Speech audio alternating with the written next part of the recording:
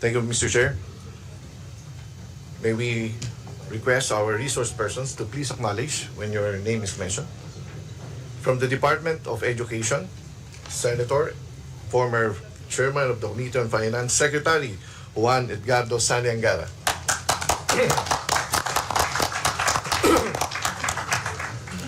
Undersecretary for the Office of the Secretary, Yusek Fatima Lip Panontongan. Yusek Trijib Olayvar. Yusek Peter Irving Corvera. Undersecretary for Administration, Yusek Mel Jan Versosa. Undersecretary for School Infrastructure and Facilities, Yusek Pimaco Densing III. Undersecretary for Finance, Yusek Annalyn Sevilla. Undersecretary for Legal and Legislative Affairs, Yusek Omar Romero.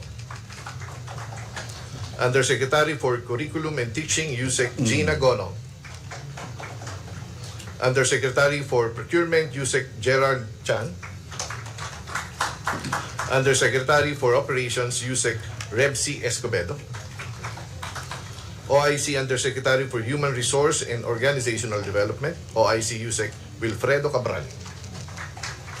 Undersecretary for Planning, for Policy Planning and Monitoring and Evaluation, Yusek Ronald Mendoza. Assistant Secretary for the Office of the Secretary, ASEC Silet Liboroco. Assistant Secretary for Curriculum and Teaching, Assistant Secretary Alma Ruby Torrio. Assistant Secretary for Curriculum and Teaching, Assistant Secretary Janir Datukan. Assistant Secretary for Operations, Assistant Secretary Dexter Galban. Assistant Secretary for Operations, ASEC Malcolm Garma. Assistant Secretary for Information and Technology Communications, Technology, Assistant Secretary Mars Veloso III. And we also have the attached agencies of the Department of Education, Vice Chairperson, Executive Director of Early Childhood Care and Development Council, Dr. Teresita Insiong. Executive Director 3 of the National Academy of Sports, Professor Josephine Joy Reyes. Chairperson of the National Book Development Board, Mr. Dante Francis Ang II. Executive Director of the MBDV, Reis Aquino Tugade. Executive Director 3 of the National Council for Children's Television, NCCT, Ms. Desideria Atienza. Director General of the National Museum of the Philippines, Mr. Jeremy Barnes. Director of the Philippine High School for the Arts, Professor Josue Greg Zuniga. And also we have representatives from the Department of Budget and Management, Mr. Vivien Labastilla. And may we also acknowledge the presence of the regional directors of the Department of Education. From Region 1, Director Tolentino Aquino. From Region 2, Director Benjamin Paragas. Also from Region 2, Assistant Regional Director Florante Vergara. From Region 3, Regional Director Ronnie Malyari. From Region 4A, Alberto Escobarte. From Region 4B, Nicolas Capulo. From Region 5, Regional Director Gilbert Sadsad. From Region 6, Director Ramir Oitico. From Region 7, Director Solustiano Jimenez. From Region 8, Regional Director Evelyn Fetalbero. From Region 9, Regional Director Ruth Puentes. From Region 10, Regional Director Arturo Bayocot. Yay!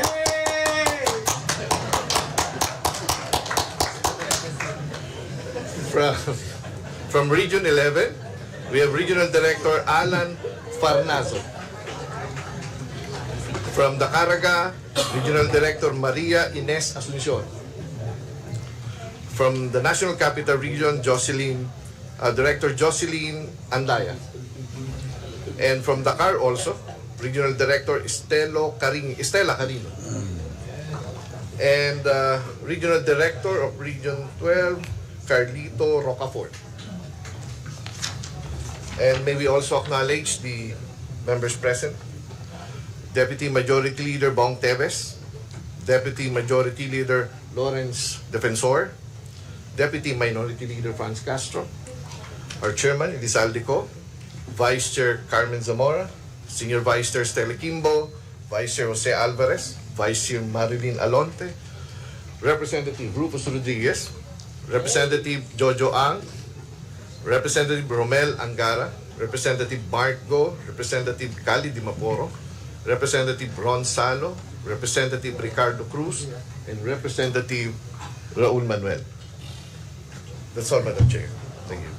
Mr. Chairman, thank you.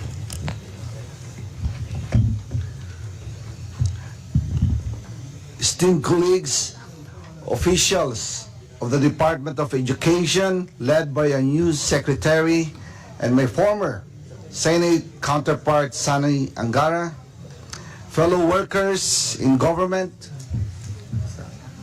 ladies and gentlemen, Marhay na aga. We convene today to deliberate on the budget of our nation's education system. The Department of Education has one of the biggest budgets at 748 billion pesos. The biggest number of civil servants at almost 1 million teachers, aides, and non-teaching personnel, and the biggest constituency of over 24 million from kinder to senior high school students. Unfortunately, it also seems to be in the biggest trouble. Results of the 2022 program for the International Student Assessment, or PISA, showed that among 81 countries, the Philippines ranked third from the bottom in science and sixth from the bottom in both mathematics and reading. Over the years, the National Expenditure Program has earmarked the biggest allocation to the Department of Education as mandated by our Constitution, and President Ferdinand R. Marcos recognizes that education is an investment on our nation's future, on Filipino children. The DepEd budget embodies this investment with the aim of addressing learning gaps exacerbated by the pandemic to support teachers who will close these gaps. We want enough teachers. We don't want our kids, second parents, overtasked and overburdened. It is deeply concerning that Filipino students are lagging behind global standard in science and math. With over 24 million students enrolled, the new secretary faces the urgent task of reducing dropout rates and ensuring that marginalized and remote communities receive needed attention and resources. This is a pressing issue that requires immediate action. President Marcos stressed in his SONA that the education system must be strategically calibrated. It should focus not only on literacy, but developing problem-solving skills and critical thinking among our youth, equipping them for our tomorrow's challenges. Let's support the President's vision by helping the Youth Secretary fulfill his mandate, and I know this new Secretary can do it. By supporting the Department of Education's proposed 2025 budget, this will benefit millions of Filipino children and their families who put their trust in public school education and other government-led alternatives. Mabalus po sa Indugabos. Before we proceed with the DepEd budget presentation, I now yield the chair to our distinguished budget sponsor, Maricar Zamora.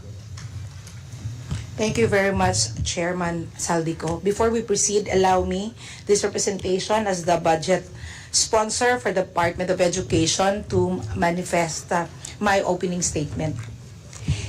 In its Year 1 report, EDCOM2 described the current state of education in the Philippines as miseducation. During the State of the Nation address of no less than the President Ferdinand Bongbong Marcos Jr., he acknowledged the unfortunate reality that more than half of learners in grades 6, 10, and 12 have failed to achieve the ideal proficiency levels. Yet, despite being labeled as miseducation, me as a product of a public school system, I remain hopeful.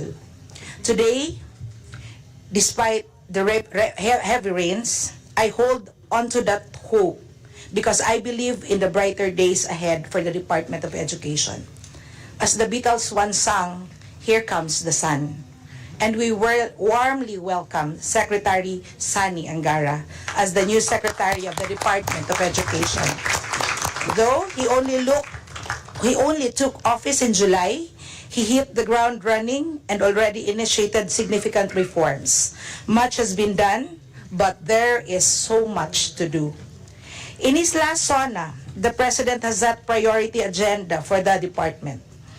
He emphasized that our education system must be strategically calibrated.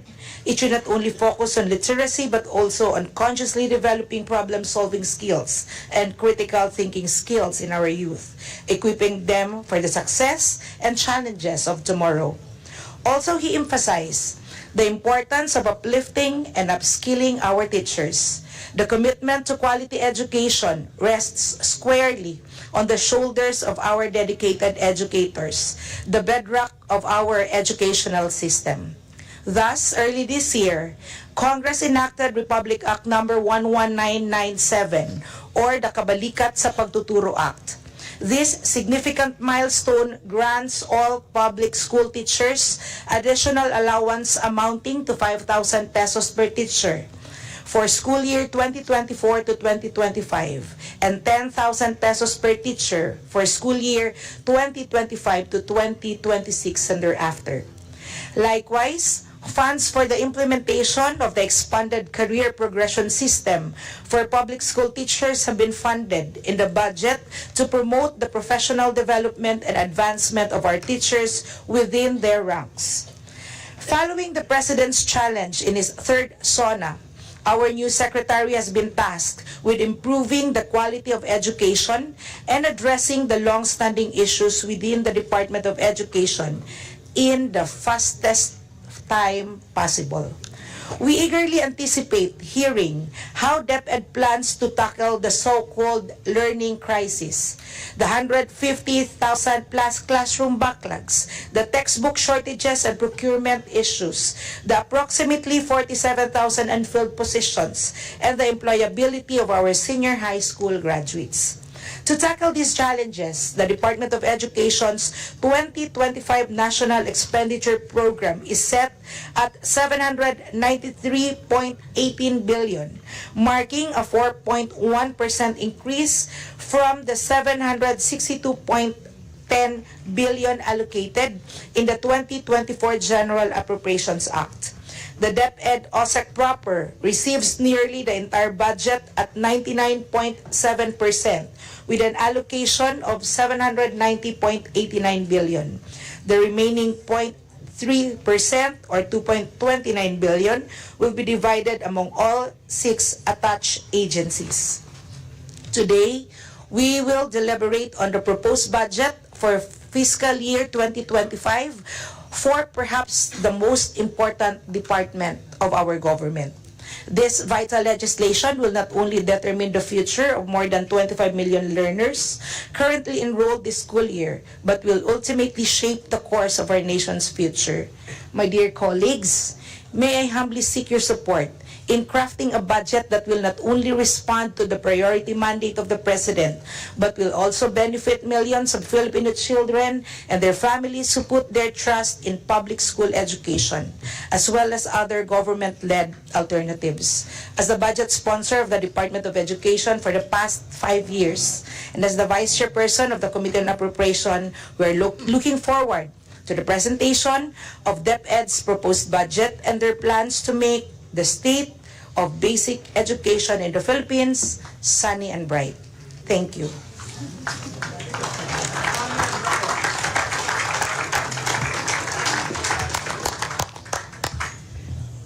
So let us proceed now to the hearing proper.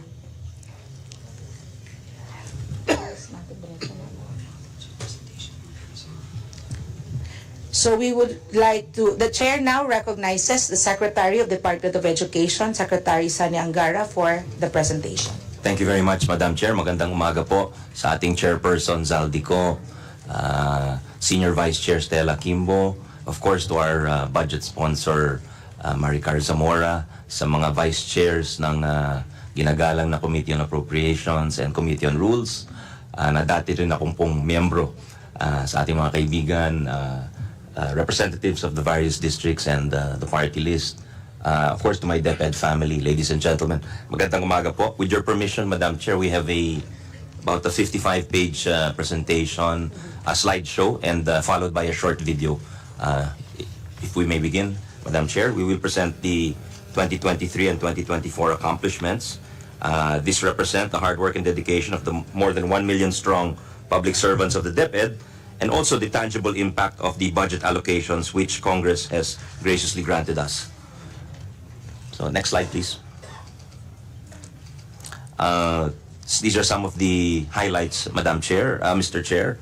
4,071 new classrooms constructed in 2023, 1,985 classrooms repaired and reconstructed, 11 Gabaldon Heritage Schools restored, 44,638 ICT packages procured for delivery, 30,854,386 textbooks and other learning resources procured for delivery, 21,529,971 science and math equipment procured for delivery, and 499,264 TechVoc equipment procured for delivery. Next slide, please. As you mentioned, Madam Chair, the President is clear that he wants us to improve the quality of learning. Thus, for fiscal year 2023, we have hired 11,118 new teaching and 4,860 non-teaching personnel as of June 30, 2024, as well as we have trained 915,815 teachers and teaching-related staff. Next slide, please. Next slide is the support to our schools and learners. So we have over 5.5 million learner beneficiaries benefited under the school-based feeding program, and for government assistance and subsidies, we have over 971,000 junior high school learner grantees benefited under the Education Service Contracting or the ESC program, over 1.3 million senior high school voucher program learner grantees under the senior high school voucher program, and over 131,000 learner grantees under the activity voucher program. Next slide, please. This slide, Madam Chair, Mr. Chair, illustrates the DepEd's budget utilization report over the years, starting in 2018 up to the current year. Current year obligation rate is 51%, Your Honors. So of the 765.9 billion, we have obligated 387.8 billion, Your Honors.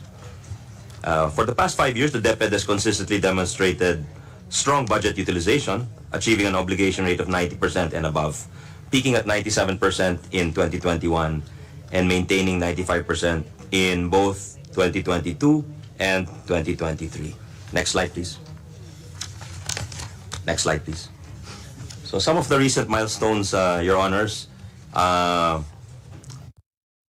was or memoranda with the Department of Trade and Industry and Thames International to reinforce senior high school curriculum and increase the work immersion and work experience of our senior high school learners. Also, MOAs with the Board of Investments, the P Corp, or the Private Sector Jobs and Skills Corporation, witnessed by no less than the President, representing several industries, receiving the Senior High School Task Force report from ADB, which was a joint effort of the DepEd and ADB, joint memorandum circular with TESDA on SHS TVET for the embedment of TVET training regulations in the SHS curriculum, and also an MOU with I Am the Code to offer free coding lessons to our junior high school and senior high school students. Next slide, please. Some others are digital partnerships with the digital education partnerships with Khan Academy, which is used in over 100 or almost 200 countries by over 100 million registered users. So it is by far the most popular education software in the world, and they're going into things like AI tutors as well, Your Honors. We've also done an engagement with the local publishers to accelerate the delivery of books and learning resources. We've issued policy guidelines on the implementation of the Matatag curriculum, as well as guidelines on amending the utilization of the Madrasa Education Program Fund. Next slide, please. As mentioned by Kong Zamora, we also issued the implementing rules for the recently enacted Kabalikat sa Pagtuturo Act, which increased the teaching allowance for our teachers as well as made it tax-free. Thank you to the action of Congress on this. We've also issued the IRR on the expanded career progression system, providing more career opportunities for our teachers. Yung sinabi po ni Pangulo na wala na dapat mag-retire na teacher one. Home economics graduates are now allowed to teach home economics related subjects. Our National Vision Screening Act under the IRR to screen the eye vision of kindergarten pupils. IRRs on instituting a policy of inclusion and services for learners with disabilities in support of the Inclusive Education Act. And IRR to lengthen the school calendar from 200 days to not more than 220 days. Next slide, please. Also issued DepEd Memorandum 37 to rationalize the performance evaluation and lessen teachers' workload. This is also pursuant to the President's instruction. This is ongoing, Your Honors. Prompt coordination and recognition of private sector partners for the Oplan, Balik Eskwela, and Brigada Eskwela, and we also thank our representatives for helping our schools open on time, Your Honors. Participation in the ongoing formation of the Education Cabinet Cluster as mandated by the President with a view towards better and coordinated education outcomes. Next slide, please. Some of the challenges, and as mentioned, there are many challenges, Your Honors, Mr. Chairman, Madam Chair.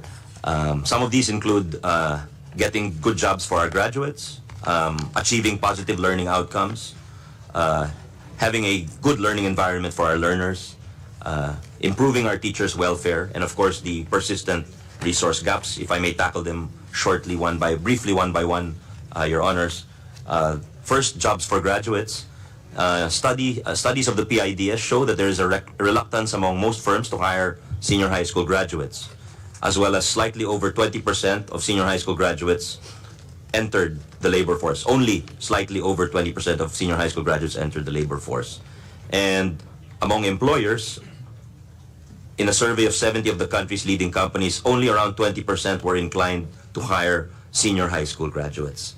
So to address this, the DepEd has been engaging employers to determine what skills they need and how our learners can develop them through curriculum and work immersion. Other current initiatives include undertaking an evaluation of the K-12 curriculum, an expanded work immersion, more hours to gain better experience, aligning senior high school competencies with the Philippine Qualifications Framework. Next slide, please. Another challenge are achieving positive learning outcomes, Your Honors. 15-year-old Filipino learners lag behind 6 ASEAN countries in the most recent PISA 2022 tests, except for Cambodia. And less than 25% reach the minimum proficiency levels in reading, math, and science in the same PISA exam. And in the Southeast Asian PLM 2019 exam, grade 5 Filipino learners ranked 4th among 6 Southeast Asian countries in reading, math, and writing. And only 10% met the minimum standard in reading while 17 met the minimum standard in math. Some of the ways forward here, Your Honors, is to continuously improve the implementation of the curriculum, to review and to strengthen our learning recovery programs, to capacitate learners and schools for national and international assessments, to provide hybrid and computer-based and online modalities for assessments, and to use assessment data well to inform policy, teaching, and learning, as well as to provide targeted support to low-achieving learners, as well as to support and promote inclusive education programs. Next slide, please. This slide shows learners, what we mentioned earlier, the learners' performance in national assessment tests, ELNA, the NAT or the achievement test for grade 6, for grade 10, and for grade 12, Your Honors. Most learners are at low and nearly proficient levels in all national assessments, with only a few reaching proficient and highly proficient levels. As learners progress to the higher grades, proficiency levels tend to decline, highlighting the need for targeted interventions to improve learning outcomes in the later key stages. Next slide, please. Another challenge is teacher welfare, Your Honor. We are working on outdated staffing standards, Your Honors.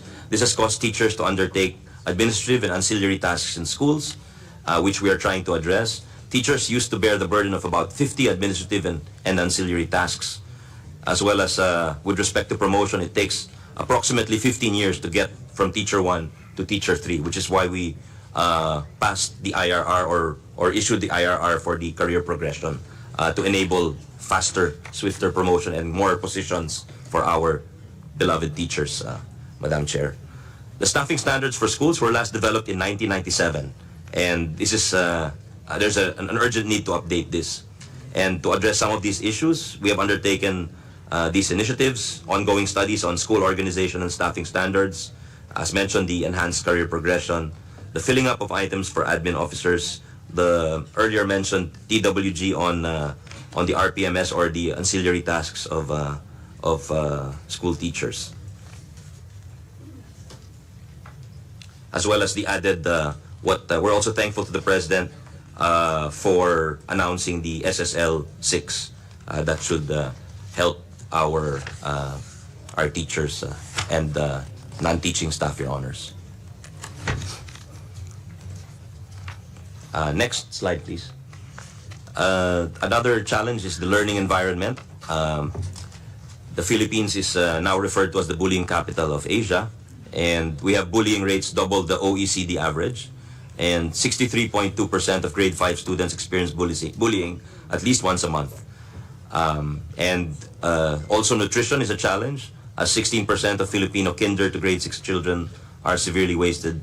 And 1 in every 3 Filipino children were stunted or too short for their age.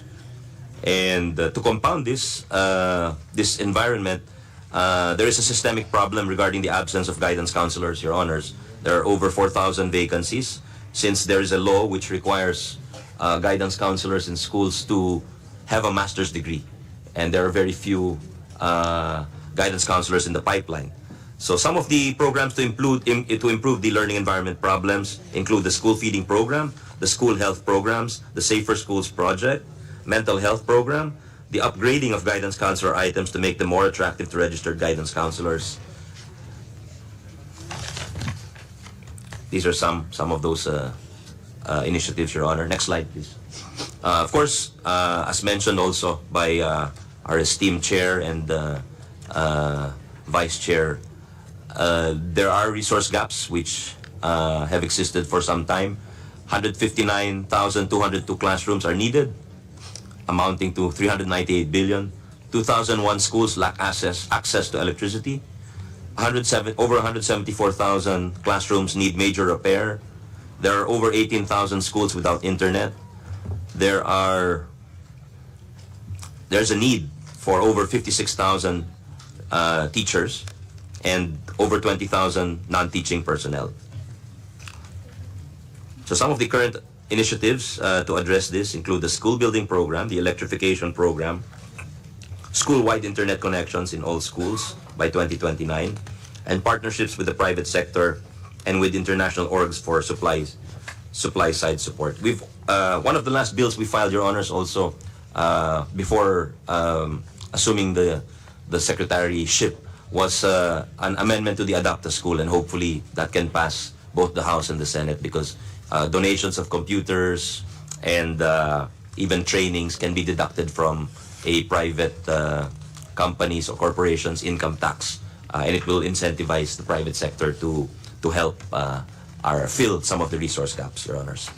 And next slide, please. Some of the ways forward, Your Honors. So we have a 5-point agenda pursuant to the SONA directives of President Marcos to focus on improving education outcomes. First, we will make sure our senior high school graduates are employable and empowered to harness the totality of their potential. Second, we will improve the quality of education, our performance in international large-scale assessments, and address literacy and numeracy in the early years. Third, we will uplift and upskill teachers to make sure that teachers are trained and well supported, ensuring they can concentrate on teaching and are capacitated to be effective in achieving quality. Fourth, we will ensure the physical and mental well-being of our learners, to enjoy learning that is free from bullying and mental health burdens, and to put a premium on ensuring a positive learning experience for our learners. And fifth, we hope to help address the classroom gap and the digital gap and solve the perennial problem of textbooks. All of this within a child-centered, enabling environment. Next slide, please.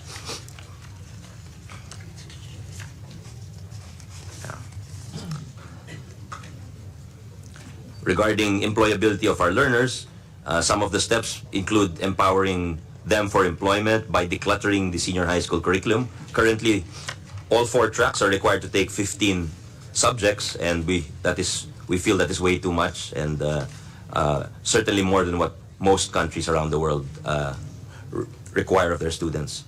To enhance work immersion programs for senior high school students, to fund and support the assessment and certification of our senior high school and TVET graduates. Next slide, please. To raise the quality of our education, to continuously improve the curriculum, taking into account the inputs from the various schools and teachers, to review and strengthen our learning recovery programs, to provide targeted support to our low-achieving learners, to capacitate learners, teachers, and schools for international assessments, to leverage technologies and provide hybrid computer-based and online modalities, to use assessment data to inform policy, teaching and learning, and to support and promote inclusive education programs. Next slide, please. The President is particularly concerned about the next PISA exam, and this is in March 2025, next year, just a few months from now. And so we have formed a PISA technical working group within the department to organize test materials and school infrastructure assessments. Starting in September, we will digitize test items with ICTS and Khan Academy and introduce a PISA-focused science program. That is the timeline there, Your Honors. From October to December, we'll hold learning sessions for 1.6 million 15-year-old public school learners. This is the universe of the PISA takers, Your Honor, except we won't know the actual PISA takers until February 2025. But in January 2025, the OECD will select around 150 public schools, and DepEd will provide them with the necessary ICT equipment. In February 2025, they will narrow down the universe to 7,000 public school learners who will be identified to take the PISA exam, and we will continue our intensive learning sessions. And the PISA survey will be conducted in March 2025 with final results expected by late 2026. It will be 60% science, so that is a particular challenge for the Philippine education system given the lack of science teachers and our poor performance in previous assessments and tests. Next slide, please. Ways forward, we need to uplift and upskill our teachers pursuant to the President's direction to enable them to concentrate on teaching and reduce their administrative tasks, to ensure merit-based promotion and fair compensation, to increase school MOE, ensuring proper support to teachers for classroom expenses, to have teacher training and professional development, and make them effective and measurable, Your Honors. Next slide, please.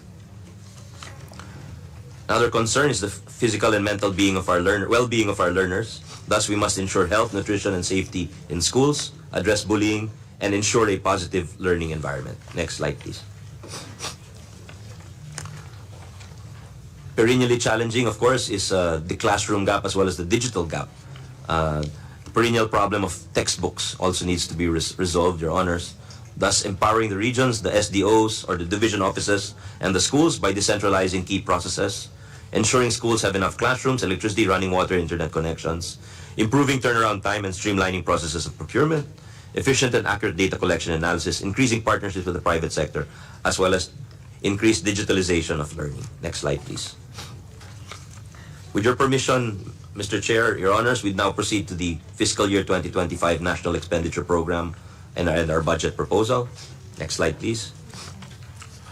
The total proposed appropriations for the DepEd, as well as its 6 attached agencies, the National Book Development Board, the National Council for Children's Television, the National Museum, the Philippine High School for the Arts, the Early Child Care and Development Council, the National Academy for Sports.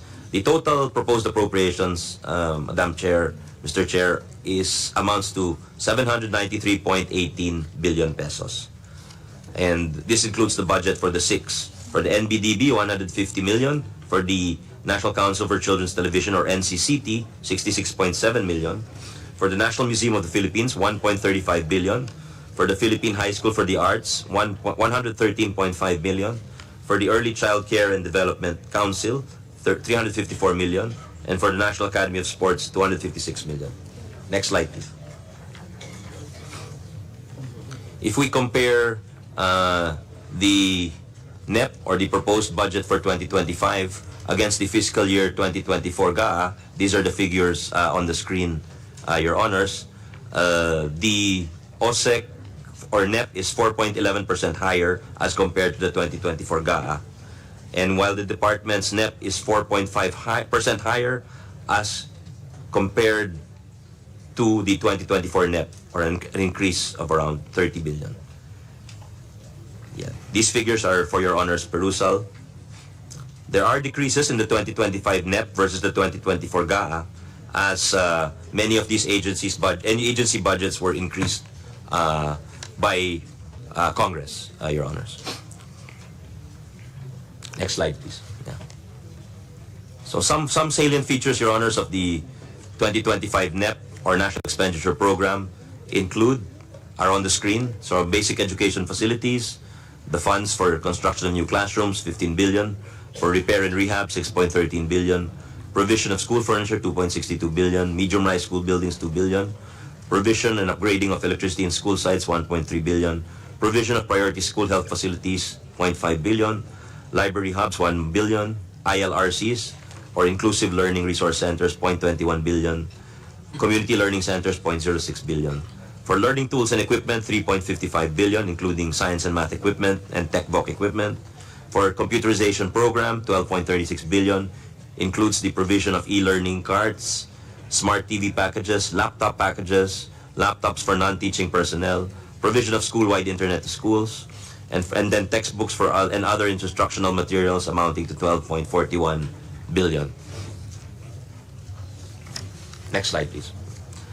Some other salient features include 5.5 billion for teaching positions, the creation and filling up of new teaching positions, the 3.43 billion for the creation and filling up of new non-teaching positions, 2.23 billion for teacher trainings, 11.78 billion for school-based feeding, 40.5 billion for the GASPE, or government assistance and subsidies to the private sector. Next slide, please. This is the figure for the per capita cost for every DepEd learner, 31,612 pesos, Your Honors. Next slide, please. This is a historical chart of our per capita cost, Your Honors. It has increased over the years, but of course, the cost of living has also increased.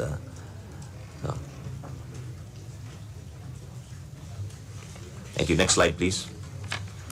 The next slide shows the historical DepEd budget from 2020 to 2025, Your Honor, just by way of comparison. There are figures of the DepEd budget in yellow, as a percent of the national budget, as a percent of GDP, nominal GDP, and also the growth rate, Your Honor, over the years. So as mentioned earlier, the proposed 2025 NEP is 4.1% higher than this year's. Next slide, please. This slide shows the comparison of the 2024 GAA, the 2025 proposed NEP, or rather, the 2025 proposed NEP and the budget submission of the department to the DBM, Your Honor, just for reference. So the proposal of the department was 976 billion, and what was granted was 790 billion. Next slide, please. This slide again shows the division between the different spending classes. So for the fiscal year 2025, PS is around 69%, Your Honors. MOE is 21%, and RLIP, or retirement and life insurance, is 5.7%, and capital outlay is 4.2%, Your Honor. Next slide, please. Your Honors, this is a comparative matrix by program expenditure classification, or the PREXI framework. So you have general administration and support to operations, and the major programs, the education policy development, basic education inputs, inclusive education, support to schools and learners, education, human resource development program, as well as the foreign assisted projects, Your Honor, just to compare across the 2024 GAA and the proposals and the proposed NEP, Your Honors. Next slide, please. Next slide, please. Next slide, please.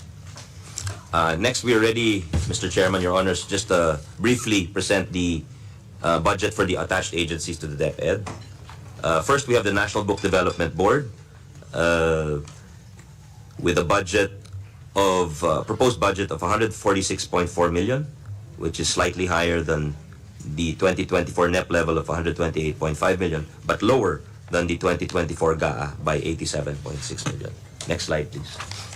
Next is the National Council for Children's Television, where the 2025 NEP amounts to 66.7 million, which is higher than the 2024 NEP level of 63 million, but lower than the 2024 GAA by 16.3 million. Next slide, please. Next is the National Museum of the Philippines. The 2025 NEP amounts to 1.347 billion, which is higher than the 2024 NEP level of 1.032 billion, but lower than the 2024 GAA by 70.7 million. Next is the Philippine High School for the Arts. Next slide, please. Where the 2025 proposed NEP amounts to 110.6 million, higher than the 2024 NEP level of 98 million, and it's also higher than the GAA by 2.4 million. Next is the ECCD, Your Honor. Next slide, please. The Early Childhood Care and Development Council, where the NEP level is 353.5 million, higher than the 2024 NEP level of 221 million, and also higher by the 2024 GAA by 38.3 million. And lastly, the National Academy of Sports, with the proposed NEP of 256.3 million, higher than the 2024 NEP of 195 million, and also higher than the 2024 GAA by 25.7 million. Next slide, please. Next is the consolidated wish list for the perusal of Your Honors from the different strands, from the Bureau of Human Resources and Development, a computer program for 700 million to organize all the files at the various levels, the regional levels, the school level, the district level, as well as the national level. To provide career pathways for our DepEd non-teaching personnel, around 666 million. Reclassification, conversion of guidance counselors to guidance services specialists would cost 35 million. And human resource development for personnel and school centers, or the NAEAP, National Educators Academy, 2.1 billion.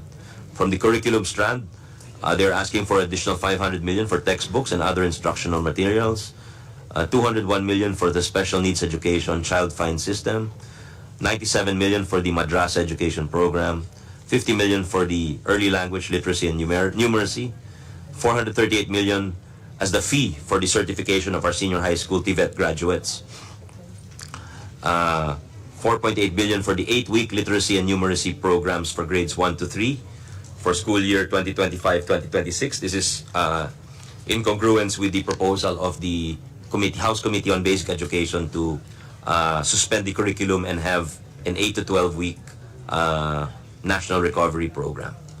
From the operations strand, they're asking for an additional 258.7 million for the Palarong Pambansa, which will be held in the President's Province of Ilocos Norte this year. From the administrative service strand, we have the computerization program asking for 12.6 billion. From the legal and legislative affairs, the site's titling office is asking for 38.6 million, as well as for plantilla items worth 49.5 million to enable them to speed up the titling of our schools, Your Honor. From the school infrastructure and facilities strand, they're asking for 30 billion for 12,000 new classrooms, 6.8 billion for the infrastructure for safer and resilient schools project. This is a foreign assisted project for signing by the DOF, if I'm not mistaken. So that can be placed in the unprogrammed appropriations, Your Honor. So the total DepEd OSEC wish list is 59.4 billion. Konti lang naman po. The 20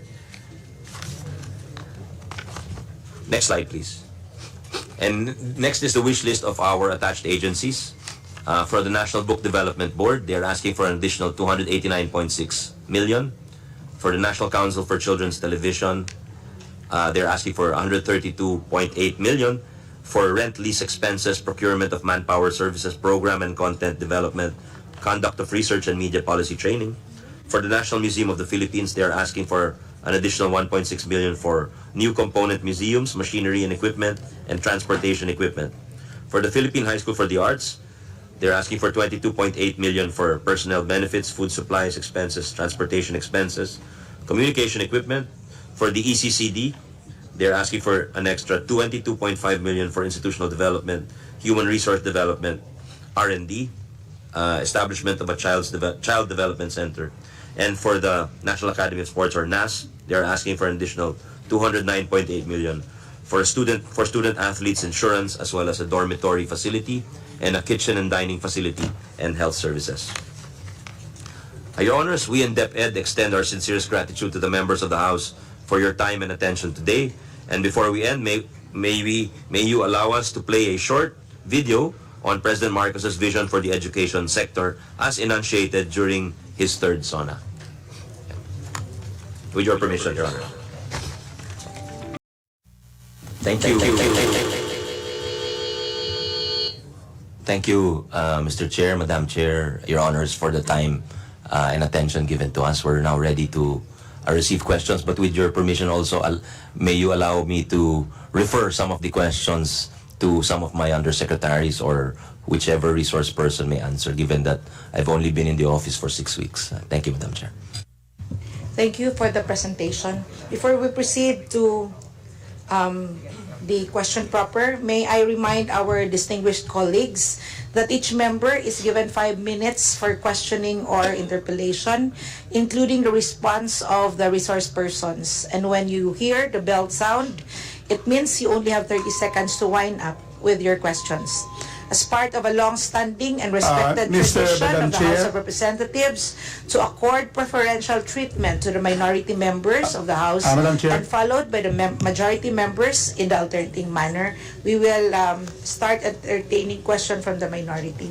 Madam Yes, Chair. Congressman Rodriguez. Madam Chair, Madam Senior Vice Chair, and Mr. Chairman, it has been a long-running tradition in the House of Representatives that when one of its very own is appointed to the executive in the first hearing on their first budget of the new secretary, we terminate proceedings out of respect to our former colleague and who is also an outstanding colleague. Not only did you hear the very, very excellent presentation, comprehensive, on the way to go to solve all the ills of our educational sector, it is therefore my honor to be able to move that we terminate the proceedings of the Department of Education and elevate the matter to the plenary together with the approval of the wish list. Second the The motion. request for the OSEC and the attached agencies to be tackled in the plenary. So moved, Madam Chair. Second the motion. I object, Mr. I object, Madam Chair. Before we deal with that motion, the chair, with all due respect to the manifestation of His Honor Congressman Rufus Rodriguez, the chair would like to manifest that there are 22 members who wish to ask question or give manifestation for today's budget hearing despite the bad weather. The presence of these congresspersons who are here, they are all willing to ask or maybe manifest their support to the Department of Education. And in fact, the members of the Department of Education, the DepEd family has been here as early as 7 a.m. And siguro, excited din marinig ng taong bayan kung ano ang sasabihin ng ating mga kinatawan ng Department of Education. So with that, the chair declares for suspension for a minute.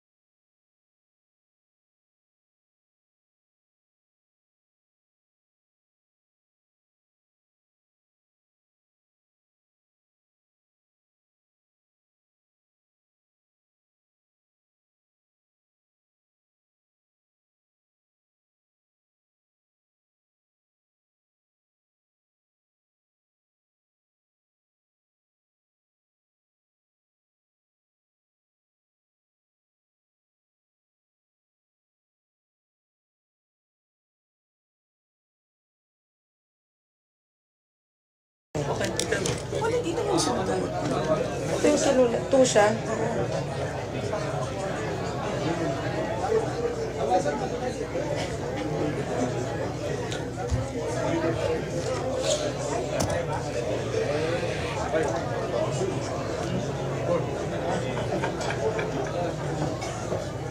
Suspend na natin yung section. But yung hearing, Continue. kasi para hindi na effective na 12 naman. Diretso na, manifestation na lang tayo.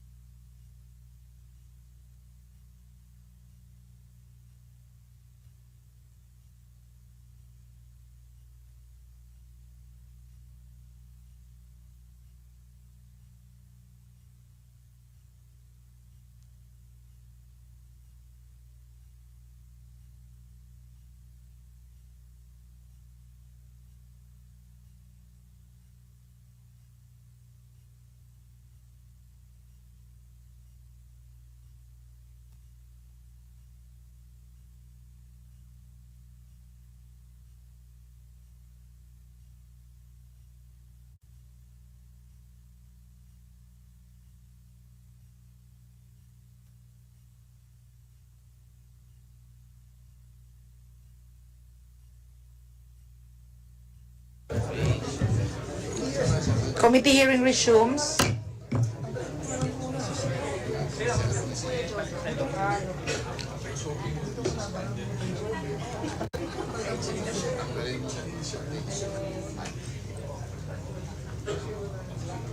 Diba?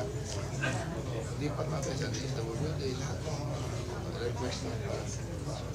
Pwede na siya kasi hindi siya na-explain. Siya pa rin ang may handle. Pero at least iba na nag-respond. Congressman Rodriguez. Madam Chair, upon our huddle, and there were requests from some members of the House in this committee hearing that they have some questions, and certainly we would like to also accommodate them. And the gracious Secretary of Education has said earlier that he is willing to answer.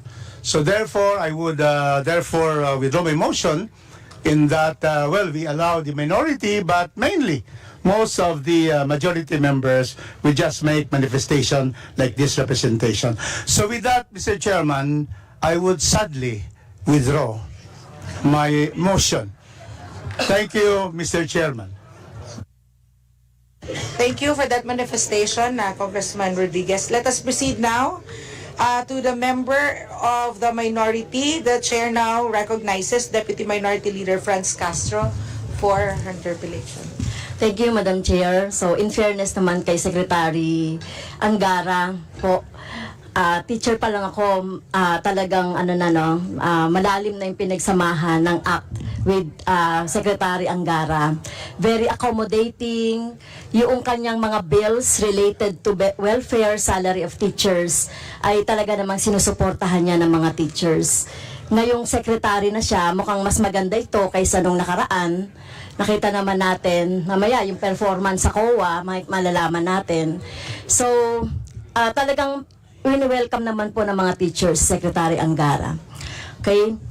Kaya lang, Mr. Chair, nakakalungkot, medyo iniwanan siya ng maraming problema ni Vice President Sara Duterte.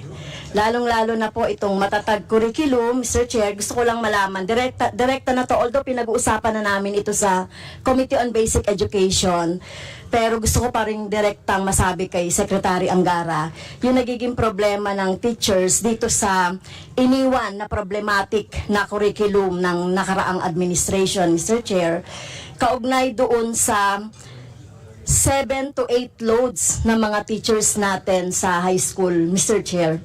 So, kailangan talaga, Madam Chair, kailangan talagang immediately i-review ito. Biro niyo po, Mr. Chair, and Madam Chair and Mr. Secretary, 7 to 8 loads ang mga teachers. Ibig sabihin ito sa high school, nagtuturo sila ng tipo 45 minutes na ang haba-haba po, no, nung talagang minaximize po yung 6 hours.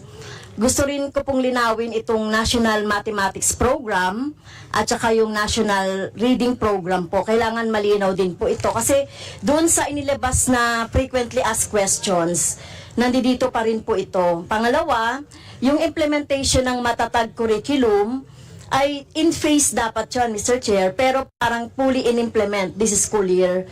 Kaya hirap na hirap yung ating mga teachers maka-cope up dito sa ini-implement na ito. Baka pwedeng i-suspend itong matatag curriculum. Anyway, Mr. Chair, Mr. Secretary, hindi nyo naman ito program, no? Iniwanan kayo ng nakaraang administration ng ganitong problema. Ngayon, yung mga teachers talaga natin ay talagang problematic dito. Sobrang pahirap itong matatag curriculum, sabi nila, Mr. Chair. Yes, Secretary. Magandang umaga. Thank you, Madam Chair. Thank you, Congresswoman Castro, sa magandang nasabi niyo po. And thank you din po kay Kong Rufus dun sa kanyang motion. Madam Chair, ang thinking dito ang pag-iisip namin dito sa matatag curriculum, yung sa 45-minute lessons.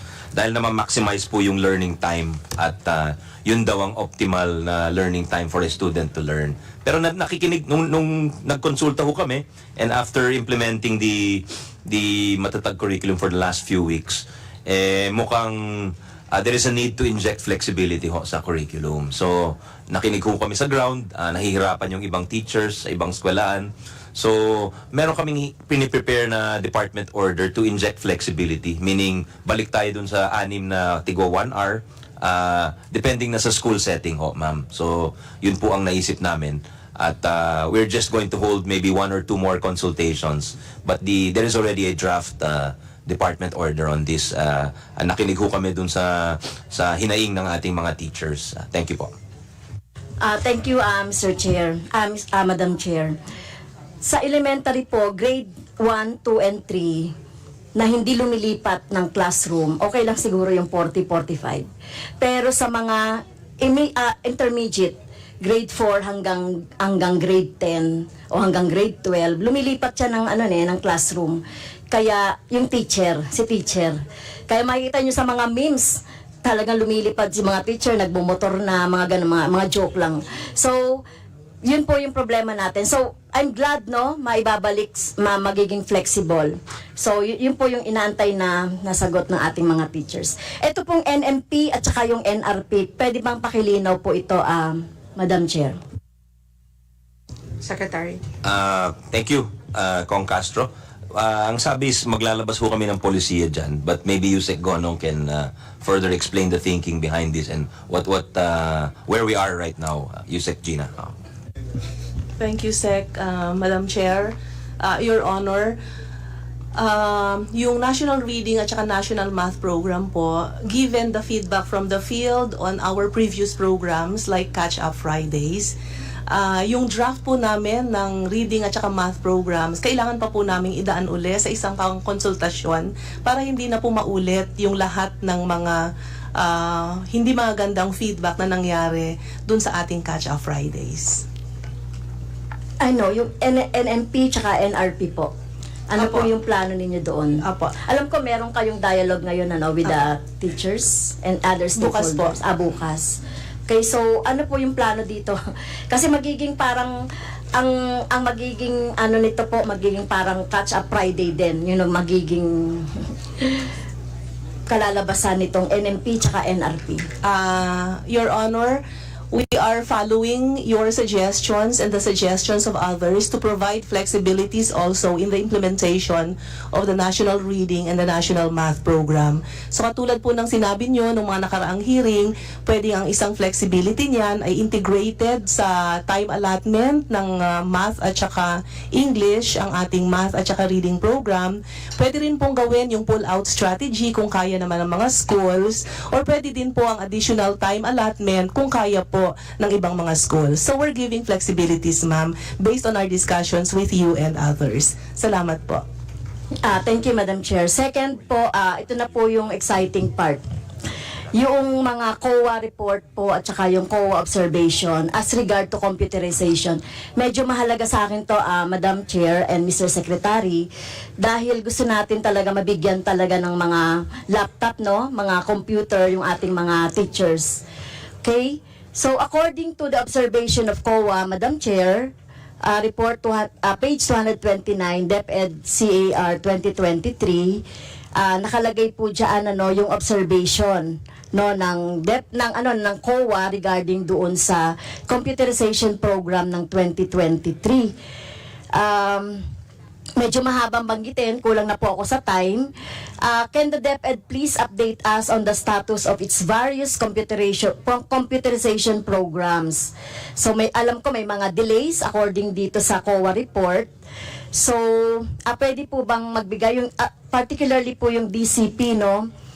Nakalagay dito letter A ay a delay, non-delivery, and inefficiency of 3PL services provider, delivery to regions not included in the allocation list, DCP packages were not stored. Nandiyan po yan sa page 229, DepEd CAR 2023. So, pwede po ba tayo ma-update, Mr. Chair, kaugnay dito sa computerization program ng DepEd?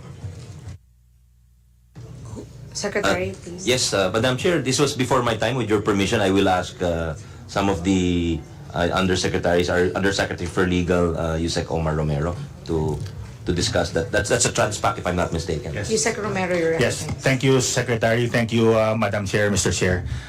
Yes, in response to the question, the observation of the COA is the delayed delivery or the non-delivery of the computers to the regions. No?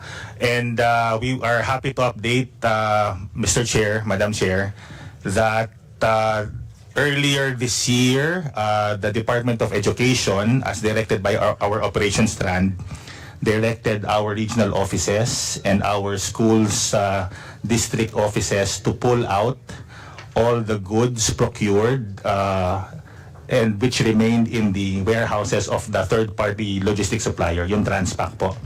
So, if I'm not mistaken, almost more than 90% have been pulled out, with a minority remaining only in the Carmona warehouse of said logistics supplier. So all the items, the computers being a subject of the question, most of them have been pulled out and are now with the regional offices and our district offices rather, for distribution to the schools, Mr. Chair, Madam Chair. Dagdag ko lang, Your Honor, na naabutan ko to nung na-brief ako. Nagulat ako na 4 years old na pala yung mga gamit doon. Since 2020 pa po yung mga kagamitan doon. So, we contacted the Air Force and others to help us remove. But and in addition to what Yusek Romero said, there are over 1.5 million items still in Carmona and other warehouses.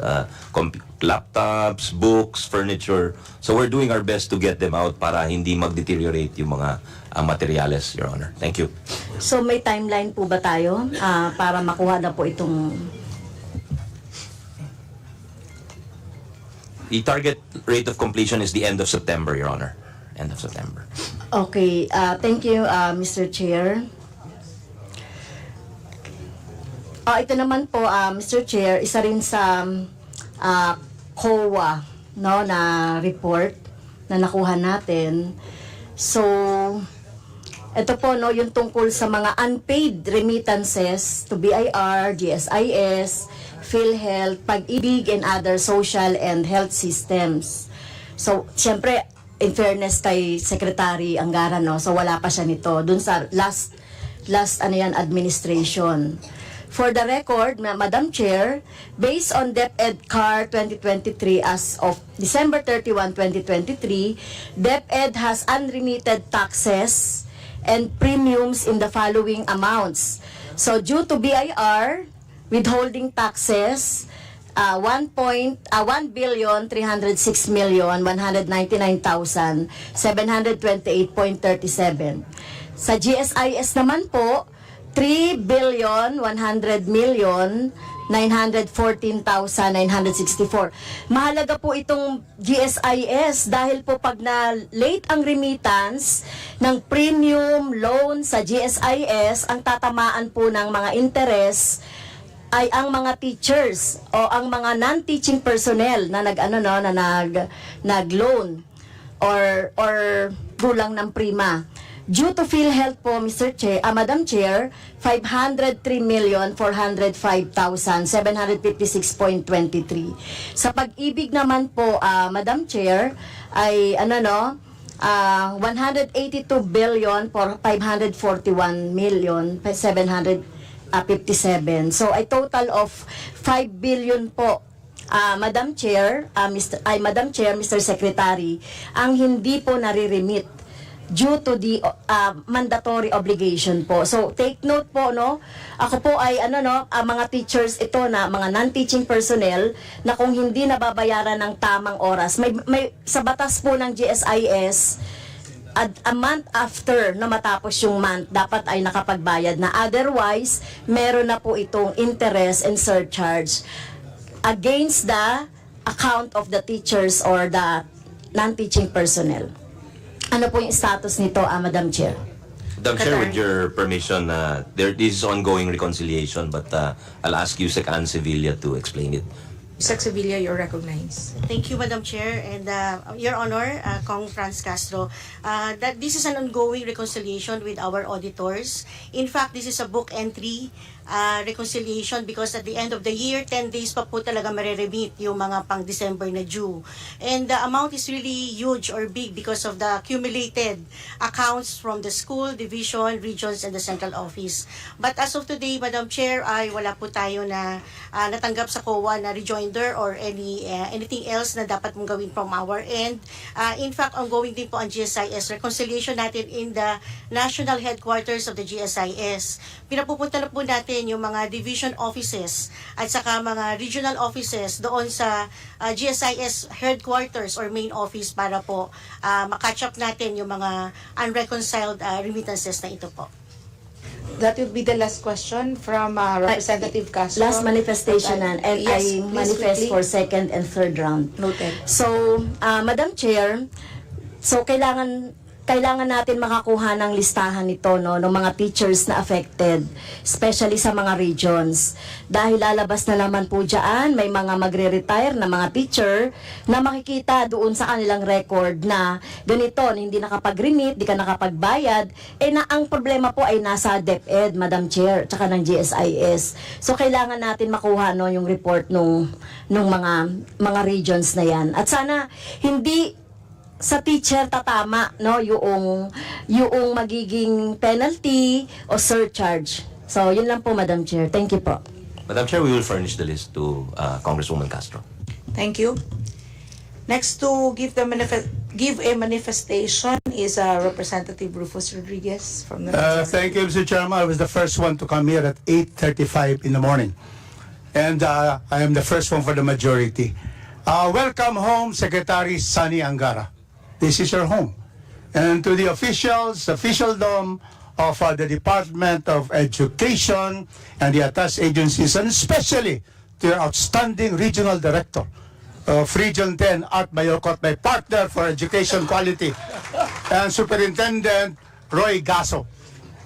Madam Chair, the Constitution, Article 2 on State Policies, Section 17, of course, the Constitution has been memorized by Secretary Angara. The entire Constitution, Section 17, states that the state shall give priority to education. So we can do no less.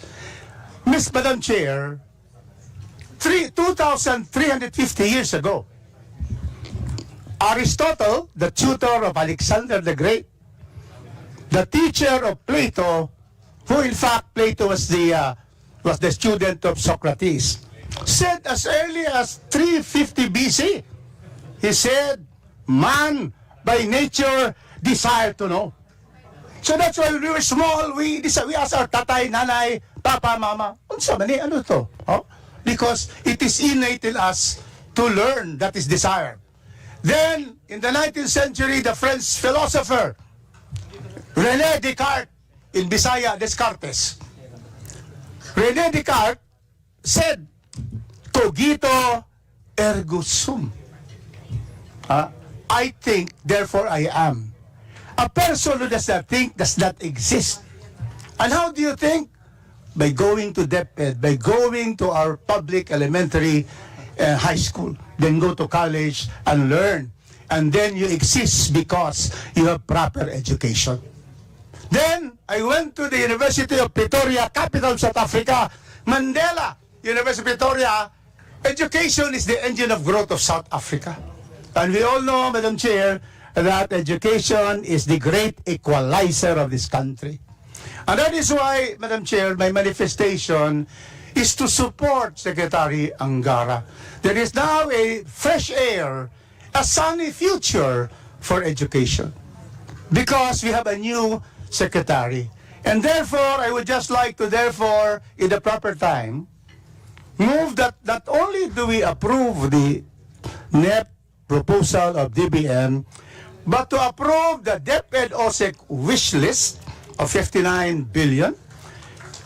And also the attached agencies, NBDB, I see Clink here. Clinkang, where are you? There. We need 289 million for the NBDB. Then the National Council for Children's Television. Where is Miss Atienza? You're there. 132 million only. And then Jeremy Barnes is here. My good friend, the National Museum of the Philippines, because they're going to open a branch museum in Cagayan de Oro under my law. See? So 1.6 billion. The Philippine High School for the Arts, 22 million. Early Childhood, 22. And then National Academy for Sports, 2009. So therefore, my manifestation is we support the budget and move for that in the plenary, we increase this by the wish list. But there are just 2 points I'd like to manifest. First, we have to have a subject, restore subject of PE. It should not be part of art, culture. That's are different. This is the whole body and mind of our learners so that we can have Carlos Yulos in our elementary schools and high schools. We wish that there will be a separate PE subject every week for physical education. And secondly, I will move in the proper time to add a budget so that Boy Scouting will be restored. Well, no, we were all Boy Scouts. That's why we are all prepared. Now, there are no more Boy Scouts and Boy Scouts who are girls. No more. Because there is no funding. The late Senator Secretary Rocco slashed and removed the budget for the subsidy of the Boy Scouting and Girl Scouting. We have to restore them as all of us, we're into scouting girls and boys. And these two, Mr. Secretary, please take a look at this. A subject on PE, let us have them, grassroots physical education and sports, and let us put a budget that we will subsidize Boy Scout and Girl Scouting in our country. With that, Madam Chair, I wish again to give my total support for the budget of the Department of Education and its attached agencies. So move, Madam Chair. Time. Thank you for the manifestation, Representative Rodriguez. We will deal with that motion at a proper time. Next to ask question is from the minority, Representative Ramon Gutierrez. Thank you, Madam Chair. Good morning po to the Secretary of the Department of Education and the rest of our fellow public servants in the DepEd. In as much as we have the motion was retracted, I would like to, in my own way, honor our time tradition. If the good secretary would allow, I would just direct my questions to his undersecretaries. Certainly. Thank you, Congressman Raj. Thank you very much, Mr. Chair, Madam Chair. Madam Chair, I'd like to direct my question to the Undersecretary for Curriculum and Teaching. Yusek Gonong, you're recognized. Okay. Madam Chair, I made that manifestation because my questions will mostly be about the utilization of 2022 and 2023. Now, Madam Chair, based on reports, on November 21, 2023, the DepEd celebrated Araw ng Pagbasa, and this was spearheaded by the Bureau of Learning Delivery under the Curriculum and Teaching. Is that correct, Madam Chair? That's correct, Madam Chair. And during that event, Madam Chair, this was celebrated with the launching of Isang Kaibigan. It was held in a public elementary school in Quezon City. Is that correct, Madam Chair? That's correct, Madam Chair. So, Madam Chair, as the USEC being responsible for curriculum and teaching, and by that line of logic, yung Bureau of Learning Delivery, may we ask po, kayo po ba yung responsible for the production of this book, yung Isang Kaibigan? Madam Chair, hindi po. What is the role of the curriculum and teaching strand po in the production and development of Isang Kaibigan? I understand this was a project of the former Secretary. Is that correct, Madam Chair? Yes, Madam Chair. Wala pong role ang Department of Education sa development, reproduction, or printing of Isang Kaibigan storybook. Thank you. Madam Chair, so as per reports, the illustrators were a certain Janina Simbilio and Joseph Kaliner of the Creative Media Unit, Public Affairs of the Service of the Department. Is this report erroneous, Madam Chair? Madam Chair, I have no knowledge of that. No knowledge. Madam Chair, under what department po kaya itong Public Affairs Service of the DepEd? With your permission, Madam Chair, the two are employees of the Public Affairs Service Division of the department, Your Honor. They are employees. Yes, but there is no payment made to them for whatever they did. So it's either they made it gratis or for free, or they were paid on the side. We don't really know because there's no record official payment to them. But just for the record, they are employees, job order employees of the Public Affairs Service. Is that a bureau? Service. Public Affairs Service of the DepEd, Your Honor. Madam Chair, thank you very much, Mr. Secretary, and apologies you had to answer that. But thank you for the confirmation. So the book there was a hand in the development of the book by employees of the DepEd, although it is probably by gratis or unrelated to their official functions of the DepEd. So that's something to note. So hindi po naman erroneous yung statement ng report na yun. So Madam Chair, prior to its launch, it would be said then that what is the knowledge of the good Undersecretary about this book? Was it the first time for her to find out about isang kaibigan during the launching itself? Because it was mentioned na wala po silang kinalaman sa development, but surely, perhaps in the procurement or in the preparation of the program, they have had some knowledge of this book. Yung particular book po, nakita lang namin noong launch, but we know that she's going to read. Kasi po yung program na Araw ng Pagbasa, we do that yearly. And we invite reading ambassadors. So, minsan mga kilalang mga tao, mga officials ng DepEd, nagbabasa po yan sa mga schools. And they can choose the storybook that they're going to read. So, in this Araw ng Pagbasa in a Quezon City school, ang binasa ni VP ay yung kanyang story. So at the time po, Madam Chair, as per the yearly event that you would have, yung reading ambassador is the former secretary. Hindi naman po. Iba-iba po, kasama secretaries, kasama ang mga undersecretaries, assistant secretaries, regional directors, lahat po ini-invite namin actually na maging reading ambassador. But in that instance, at least for isang kaibigan, that was the former secretary and that was her choice of book. Her book, isang kaibigan. Yes, Your Honor. Madam Chair, is there no role on the part of the DepEd to curate what book would be read for isang pagbasa? They leave it totally at the discretion of the reading ambassador po ba? Yes po. We ask the reading ambassadors to pick a book that they want to read as long as the book is appropriate to the level of the learners. In that case po, Madam Chair, how many reproductions of the book would be required for a public reading? Because you mentioned this was not part of the DepEd, so hindi po kayo yung nag-produce ng book na ito. Hindi po. It's a big book po.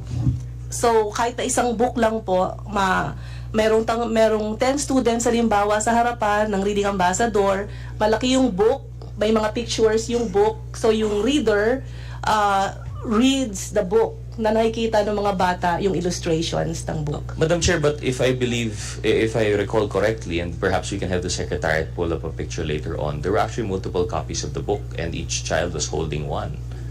So I would assume that there was some preparation on the part of the department regarding this event. There was a preparation regarding the event, Your Honor, but the distribution of textbooks wasn't done by the Department of Education. The printing, the distribution wasn't done by DepEd. But for the case of that instance po, that event, then there were multiple copies of the book. Wala pong alam po yung curriculum and teaching. Na alam po namin na may mga... about how many books were prepared for that particular event. I understand, Madam Chair, the answer na wala pong kinalaman yung department in the production, supposedly, and development of the book. But we just wanted to know for that particular event. Ang alam ko po, konting-konting copies lang po ang na-ready noon. Kasi nangihingi nga rin po ako ng copy noon, hindi rin po ako nabigyan. Kasi konti lang talaga para dun lang sa mga estudyante na umatendong reading session.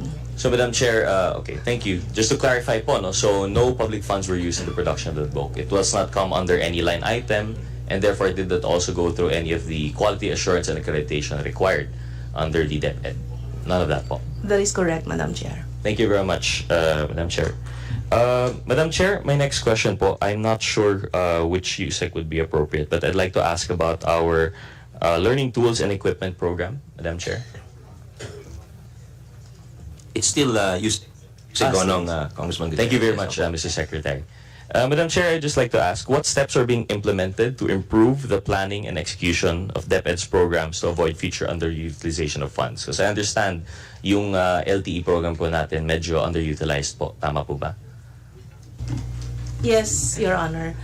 Una pong step na ginagawa namin ay yung early procurement activity. So, starting this year, nagpe-prepare na po kami para sa early procurement activities ng ating mga learning tools and equipment. Okay. Thank you. So on the learning tools and equipment program specifically, why did the LTE program have such low obligation and disbursement rates? And I believe it's respectively 40.9% and 10.98% between 2021 and 2023. I understand the good secretary has just assumed the position, but we are hoping that the undersecretaries would perhaps have some institutional memory of these past budget years po, no? Madam Chair, usually po yan ay dahil sa mga failed procurement po natin, failed biddings po natin. Okay, Madam Chair, I had further line up. Understand 30 seconds po ba yan? Okay. Last question po siguro, just to sum it up. Are there specific challenges or barriers that the DepEd faces in implementing the LTE program, and how can Congress help in this case? I understand procurement is a problem for any agency, but this one seems particularly troublesome po, Madam Chair. Madam Chair, so ang pagtitignan ko po lahat ng issue, I can sum up the issue in terms of procurement issues po talaga. Could you Sa perhaps... mga nagpi-fail po ang bidding ng mga learning tools and equipment namin. Madam Chair, could you at least give us more details? I mean, it could be a number of things. It could be a lack of number of bidders. It could be failure to, to reach certain standards set up. Are our standards too stringent? Is it not public information made readily available? It could be a number of factors. It's very hard for us to just simply leave it as procurement problems. I hope you understand, Madam Yusek, that we're here to look for solutions. Yes, Madam Chair, minsan po kailangan naming mag-recalibrate ng aming mga technical specifications. Kasi yung available sa market, halimbawa, hindi naman natatarget doon sa tech specs namin. So, nagkakaroon kami ng mga adjustments. Meron ding mga kailangan din naming mag-adjust ng mga quantities ng mga pinoprocure namin na LTE kasi nagkakaroon ng minsan tumataas yung cost ng mga LTE. With your permission, Madam Chair, if I may supplement the answer given by our Undersecretary. Ito po kasing, yung learning packages, there's so many different kinds. Ho. So, may baking package ho, for those who taking baking courses sa TVET. Meron din po yung bartending. So, one package is an amalgam or a combination of several items. So it could be glasses, mixers, etc. So medyo mahirap din talaga i-combine ho. So I don't think there are that many takers sa field ho. And but really we are exerting efforts to improve our procurement and speed things up, Your Honor. Okay. Thank you very much, Madam Chair. Seeing as I've had my time is up, I'll be concluding my interpellation. Thank you, Mr. Secretary. Thank you, Madam Chair. And we would like to express our support, and we support this sunny and bright future of the DepEd. Thank you very much, Madam Chair. Salamat po, Congress.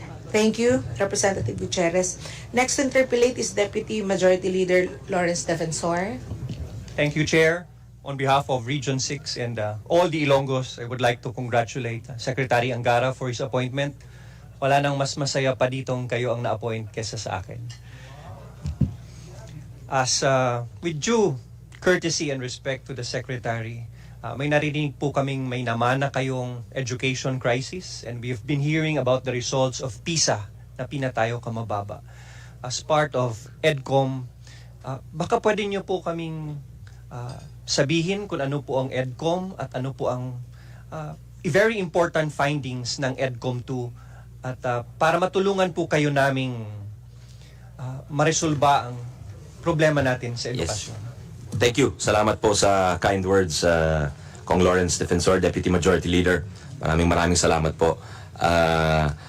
Marami pong salamat din sa Kongreso dahil kayo ay bahagi ng EDCOM. Yung Educational Commission, yun ay commission na ginawa at ay naging bahagi rin po ako. Sila Chairman Mark Go, Kong Khalid Dimaporo, Kong Roman, and now Secretary Benitez of TESDA, and Kong PJ Garcia on the part of the House. And it's been very helpful as a guide ho, for reforms. Kasi kumukuha sila ng eksperto at masusi nilang pinag-aaralan yung mga sarit-samot mga problema ng ating bansa. And not just limited to the DepEd, Your Honor. Integrated yung approach nila. Tinitingnan nila yung CHED, yung TESDA, and how the whole system works together, Your Honor. That's why one of their recommendations was to create a cabinet cluster.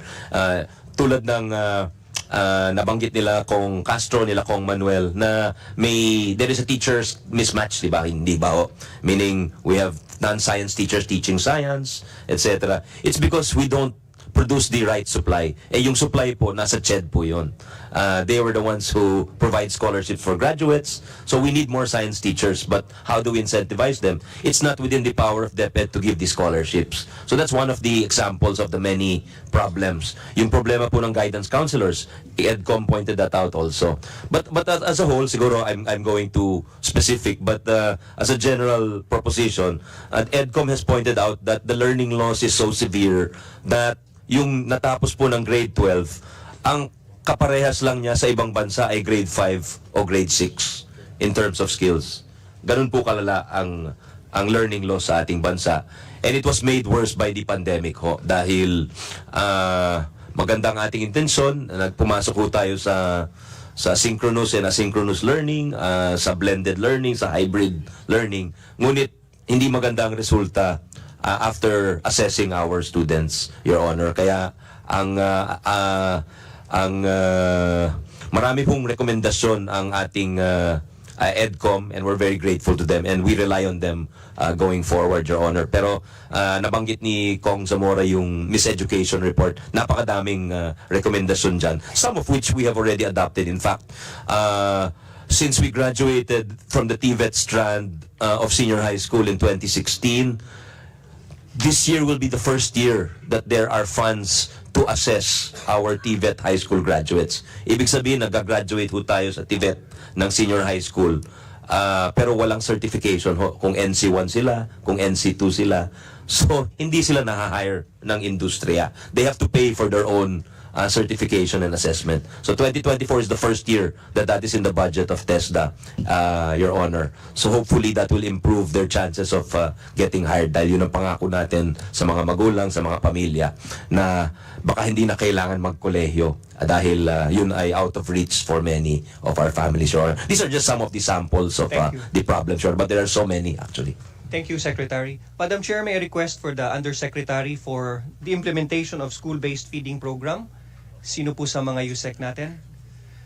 Is ASEC Dexter Galban, if he may be allowed to take his seat and answer questions with your permission, Madam Chair. You're recognized, Asek Galban. Asek Galvan, can I confirm na ang school-based feeding program natin ay 11.71 billion? Is that correct, sir? Yes, Madam Chair. Madam Chair, malaki po ang nakikita kong kaugnayan tungkol sa learning and school-based nutrition. Mahirap pong matuto ang mga estudyanteng bata kapag sila ay gutom. And in support of the Secretary's budget for the Department of Education, I would like to request the Committee on Appropriations to increase our budget for school-based feeding program para po sa ating mga bata. And second, Madam Chair, may I know who is the Undersecretary in charge for coordinating with TESDA as well as CHED? There is a recommendation that there be a permanent coordinating body for DepEd, for CHED, as well as TESDA, para mas may ugnay po natin ang learning program, hindi lang sa basic education, but also higher education and TechVoc. Ano po ang status para matulungan po namin si Secretary at maiangat po ni Secretary Angara ang permanent body na ito para magtulungan ang mga ahensya ng gobyerno on education? Yeah, thank you for the question, Your Honor, Madam Chair. That is part of the proposal to create a cabinet cluster. That's one of the EDCOM proposals. But for now, we have the Teacher Education Council, which seeks to integrate some of the policies across the three agencies. And the point person is USEC Willie Cabral for the HROD, or Human Relations Organizational Development Strand of DepEd. Thank you, Mr. Cabral, Secretary. you're recognized. Good morning, Madam Chair, Your Honors. We are currently organizing the Teacher Education Council, and the work of the TEC is actually to establish relationship collaboration with CHED, TESDA, and with respect to the embedment of and training of our senior high school teachers, particularly on the trainer's methodology program, so that our senior high school students could be given that appropriate training to teach our senior high school acquire those competencies needed for a particular track. The ongoing collaboration of the TEC with TESDA is becoming robust. Thank you, Madam Chair. Madam Chair, lastly, I'm not here just to support the budget of Secretary Angara, but I'm here to ask that we not only support the budget of Secretary Angara and the Department of Education, but the education crisis starts with us in funding the education for Filipino children. So I'm here not only to support the good Secretary, but to support and request that we increase the budget for the Department of Education for fiscal year 2025. Thank you, Madam Chair. Thank you very much, Representative Defensor. Next to ask question is from the minority. The chair now recognizes Representative Arlene Brosas. If she's not around, the chair now recognizes Representative Raul Manuel. Thank you, Madam Chair. Good morning sa Committee on Appropriations tsaka sa mga officials po ng DepEd through the leadership of Senator and Secretary Sonny Angara. Good morning po. Gusto ko lang pong i-highlight yung isa sa mga na bring forth po kanina na finding na ang dating DepEd Secretary po as Vice President, meron siyang children's book project. Tapos ang kanyang tinapa para gumawa ng illustrations para dun sa children's book ay yung mga employees pa na under sa Department of Education. Parang hindi po ito ang first time na pinaghahalo po niya ang dalawang ahensya under her leadership. Tapos ngayon pa nga ay merong ganitong additional example. So hindi dapat ito i-take note lightly ng komite na ito, lalo na't nanghihingi pa nga ng additional budget para dun sa children's book na iyon, given na may ganitong hindi magandang history pala ang ganong proyekto, Madam Chair. So to proceed dun sa ilang mga points ko on the Department of Education, Madam Chair, na-mention din kasi kanina yung matatag curriculum, and even Congressman Rufus Rodriguez mentioned na may mga subjects talaga na hindi pwedeng pinaghahalo-halo. Kasi po, Madam Chair, ang gusto nga po ni Kong Rufus yung PE dapat talaga hiwalay. Pero ngayon nga, at least yung naabutan ko, Madam Chair, yung PE kasama siya dun sa MAPE na Music, Arts, PE, and Health. Pero ngayon po sa matatag curriculum, pati po yung MAPE at yung Araling Panlipunan, minerge pa. So, paano na lang po yung pagtuturo ng bawat specific subject? And I think mula naman sa interpellation ni Kong Franz, meron namang ways moving forward yung DepEd. Sana lang po talaga ma-incorporate yung ganitong mga observations kasi nga, ang hirap na ma-ensure yung quality ng pagkaturo sa bawat subject kung parang blobs sila na naghahalo-halo. Also, ito Madam Chair, on peace education. So, any official of DepEd po can answer. Gusto lang po nating malaman ano po ang objectives at ano po yung meat ng peace education na tinuturo ng department. Salamat. Magandang umaga po, Congressman Manuel. Unahin na muna natin yung PISA.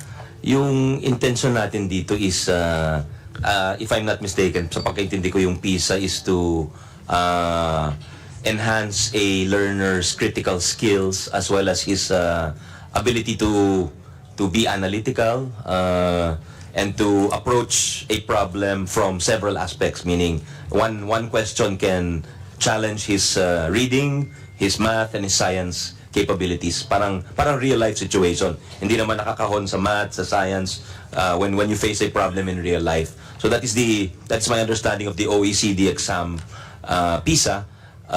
So what we're doing is we're trying to have our education also try to be multidimensional in that sense, Your Honor, para matugunan niya yung mga ganong klaseng exams.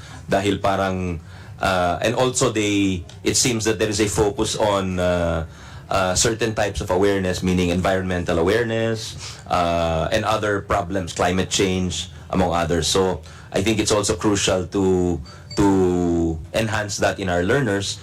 Tapos also, yung mababa nating performance dahil karamihan sa mga bata natin hindi marunong gumamit ng computer. I was told, yung mga kumuha ng 2022, first time nilang humawak ng mouse, computer mouse. Kaya medyo nataranta sila. So what we want is this early, we will get as many of them with access and practice on computers to actually take the test on computers. And there's also the problem of language. Dahil some take the test in their native language, pero there is no PISA test in Filipino as of yet, if I'm not mistaken, Your Honor. So, English ho siya. So, these are some of the PISA aspects and the demands on our learners. Doon naman ho sa pagsasama ho ng mga subject, yung thinking ho kasi dito is sana ma-decongest or ma-declutter yung ating curriculum so we can focus on yung tinatawag na foundational skills na literacy and numeracy, reading, writing, math. So that's why kaya pinagsama ho yung ibang mga subject. Pero tama ho kayo na yung isa sa mga pinakamahalagang tinuturo sa ating curriculum ay yung kasaysayan. Kaya sisiguraduhin natin na hindi mawawala yan at kung may suggestion po kayo na i-enhance yung ating curriculum at all levels from kinder up, even up to senior high school, this would be most welcome, Your Honor. Yeah. Thank you, Madam Chair. Doon po sa matatag curriculum din, lalo under the former leadership of DepEd, doon po na-introduce kasi yung parang special siya na topic, yung peace education, yung paano daw tinuturo yung maging promoters, no, ng pagkakasundo, yun, kapayapaan yung ating mga estudyante. So sa ngayon po ba sumusulong na itong pagtuturo ng peace education? Tapos ano po ang nilalaman ng ganong topic? Yes, Your Honor, Madam Chair. The peace education is incorporated in certain learning areas in Araling Panlipunan, in good manners and right conduct, as well as values education. But maybe with your permission, I'll ask Yusek Gina Gonong to expound. Thank you, Sec. Madam Chair, yung peace education po ay naka-integrate sa ating mga learning areas. Kasama po dito halimbawa sa early grades yung self-awareness, yung building a community. Pagdating naman po sa mga higher grade levels, ang ini-integrate po natin na peace ed concepts dyan, yung security, disaster risk reduction, yan po ang mga kasama sa peace education. Okay. Madam Chair, can we request the department to furnish our office and the committee copies of modules or learning materials na related po doon sa peace education? We will do that, Your Honor, Madam Chair. Thank you, Madam Chair. Also, in connection, since meron pong noong 2019, DepEd Order number 32, ito yung National Policy Framework on Learners and Schools as Zones of Peace. We'd like to confirm na standing pa rin po ba ang ganitong DepEd Order? May I ask that Yusek Escobedo be recognized? He's our Yusek for Operations, Madam Chair. Yusek Escobedo, you're recognized. Yeah, good morning, Madam Chair. Yung DO po on schools as zones of peace ay kasalukuyan pong nire-review and for drafting. Nang sa gayon ay yung schools ay maiwas doon sa anumang violence or human-induced hazard. And we will consult all the stakeholders, especially the teachers and other organization as regards to the review and redrafting of this previously issued DO. Madam Chair, ano po yung nag-prompt ng review ng ganitong department order? Meron pong enhancement doon sa isa, yung meron kami mga nare-receive na complaints from the field na ito ay mas nagagamit ng ibang grupo and hindi na pahihintulutan yung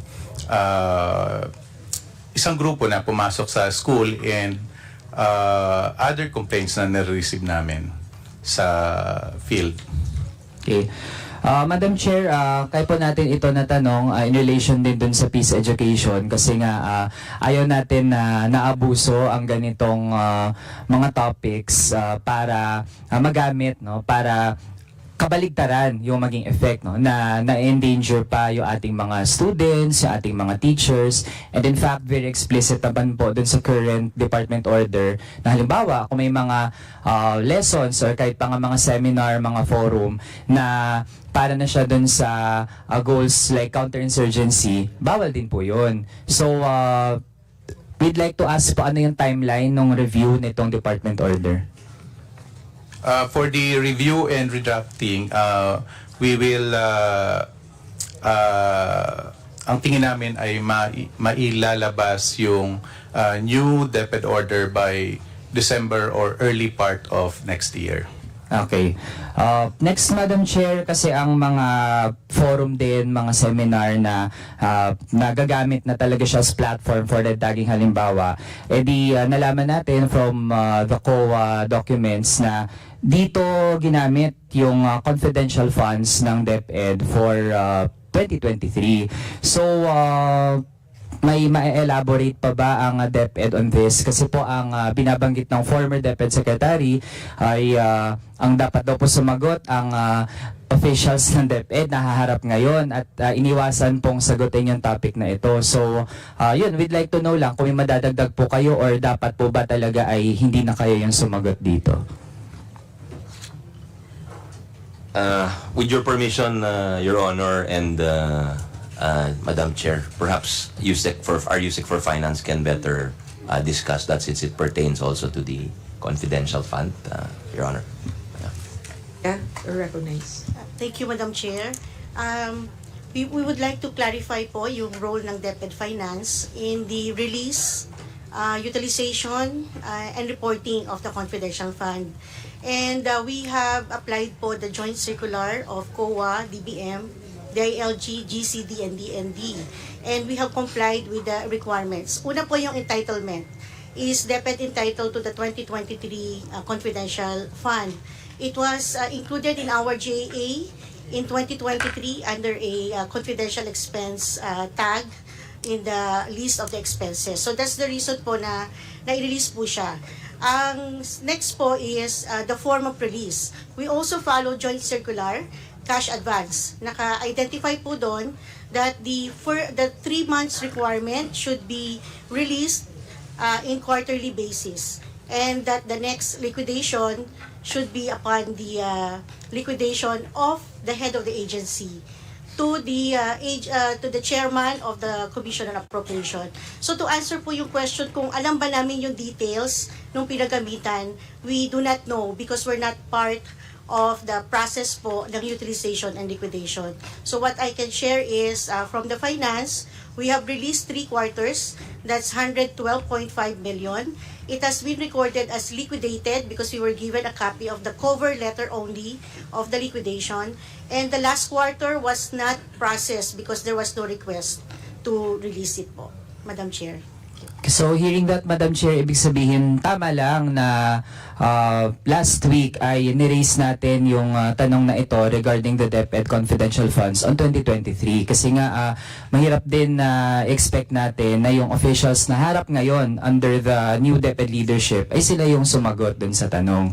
So Madam Chair, to confirm, magre-request po ba ng confidential funds for 2025 ang DepEd? No, Your Honor, Madam Chair. Maybe no po, bakit hindi? Ibig sabihin po ba ay hindi na nakikitaan ito ng purpose to continue and fulfill DepEd's objectives? Yun ho, kasama ho yun. Siguro, hindi na rin hiningi nung predecessor namin for the last year and for 2024, if I'm not mistaken, wala rin po. So, and given that it is engendered, medyo naging controversial siya. Mabuti na rin umiwas ho, siguro, Your Honor. At hingin na po yon sa line item kung may mga pangangailangan po ang departamento. Thank you, Your Honor. Yes, sige. Last topic na lang, Madam Chair, no? Kasi nga, tuloy-tuloy na yung mga bagyo pumapasok sa bansa. And we observed na meron kasing Disaster Preparedness and Response Program under the Inclusive Education Program of DepEd. So, ano po ang trend sa budget? Kasi sa initial data po namin ay bababa yung budget for this. And would DepEd want na taasan ito? Increased somewhat, Your Honor. I think it's around 900 million for 2025, if I'm not mistaken. But again, if I may ask that Yusek Rev C. Escobedo be recognized because his strand is the one in charge of the disaster office, Your Honor. Madam Chair, Yusek yung nung 2023, meron pong budget ang Department of Education ng 2 billion for the Disaster Preparedness and Response Program Fund. At ito ay MOE para sa mga minor repairs, clean-up drive, and pagtatayo ng mga temporary learning spaces. Dahil kung binagyo yung ating schools, maraming mga classrooms ang nasisira, and immediately after the disaster, walang magamit ng mga classroom. So ito po ang ginagamit natin na pondo at directly released to the regions. And nung the following year, meron ulit na 2 billion na allocate for the Disaster Preparedness and Response Program Fund. At kasalukuyan ay meron pa pong sobra. Kaya for 2025, yung 2024 budget under the DPRP, yung pa rin yung gagamitin natin. At para mabilis yung utilization, naglabas na tayo ng guidelines na pwedeng pumasok sa framework agreement yung mga regions, meaning kapag merong bagyo o disaster sa kanila, ay pwede na silang makipag-ugnayan sa mga industry para madaling makuha yung mga for repairs na kagamitan o materyales. And yung temporary learning spaces, yung budget na yon, dati kasi 180,000 lang, napakaliit. Ngayon, in-increase natin to 380,000 dahil yung current market price ng mga building materials ay talagang tumaas na sa iba't ibang region. So, tingin namin sa 2025 ay yung natitirang DPRP sa 2024 ay kaya naming ma-utilize, Your Honors. Sige, with that, I have no further questions as of now. Thank you, Madam Chair. Thank you to DepEd. Thank you, Congressman Manuel. Next to interpellate is Representative Mark Go. Thank you, Madam Chair. Sa DepEd po, sa pamumuno ni Secretary Angara, magandang umaga po sa inyo lahat.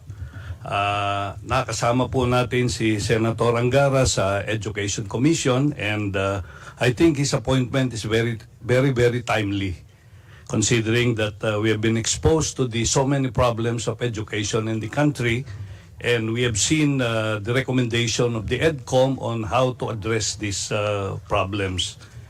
And truly, I think napakaganda po yung response ng ating mga kababayan sa inyong pagiging Secretary ng Department of Education. And I have not heard anything negative as far as your appointment to the position. And myself, I'm also proud that you are the ones chosen to become the Secretary of the Department of Education. I would like also to manifest that I will fully support the budget of the Department of Education, and the proper time we will recommend for additional budget based on the wish list that you have submitted to us, amounting to about more than 60 billion pesos. And truly, ito po yung pag-asa ng ating bayan ng edukasyon. Ngayon, ang tanong ko po, how do you like to be remembered in 2025 as far as DepEd is concerned? Ano po ba ang magiging mangyayari sa atin ngayong 2025? Siyempre, hindi na dapat learning crisis, hindi na dapat learning gaps at problema ng ating mga estudyante. Ano po ba yung makikita natin at the end of the tunnel ito pong 2025, Mr. Secretary? Salamat. Thank you for the kind words, Chairman Mark Go. Who's also on the wish list of the educational advocates to fill up some of the vacancies in the educational agencies. But I think he has other plans. Your Honor, ang nais ko lang sana guminhawa po yung buhay ng ating mga learners at ang ating mga guro at ng ating DepEd family. And in what way? By making sure that we provide the learning environment, the appropriate learning environment for our learners, that we, although it is quite a formidable problem, to provide some of the resources to enable our children to really learn and to empower our teachers, Your Honor. So, yun bang enable the DepEd to function more efficiently as an organization, make sure the books are delivered on time, the computers are working, there is electricity in our schools, just the basics, Your Honor, kasi the problems have become so serious and intractable that we've sunk to new lows. So we need to really step up as an organization. Each of us, I think, in the DepEd must get out of our comfort zones and work overtime, Your Honor. Thank you, Mr. Secretary, Madam Chair. Sabi nga po ni John Maxwell, the rise and fall of an organization is dependent on leadership. And I can see the success of DepEd in the next 365 days. And we would like to be a party to that success by providing the appropriate budget to ensure that you achieve your goal for the Department of Education. Isa pong suggestion lang ang gusto ko. Kasi po, ang pinaka-importante pong asset ng DepEd ay yung kanyang mga teachers and other people working for DepEd. Sabi nga nila, people are our most important asset. Pwede po ba akong mag-suggest na magkaroon tayo ng performance evaluation sa lahat po ng mga kawani ng DepEd at alamin natin yung kanilang kakayahan, ilan sila, at from there we determine the interventions that we will implement sa mga kawani ng Department of Education. You have more than 1 million people in DepEd, and truly, ito po yung very formidable. Can you imagine if everybody has 20 years of experience, ilang milyong pong experience yan at kakayahan. Pero kailangan ma-evaluate natin yon.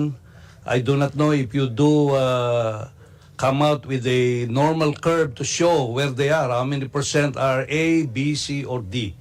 From there, we can determine the interventions that should be done by DepEd in addressing itong ganitong sitwasyon, Mr. Secretary, Madam Chair.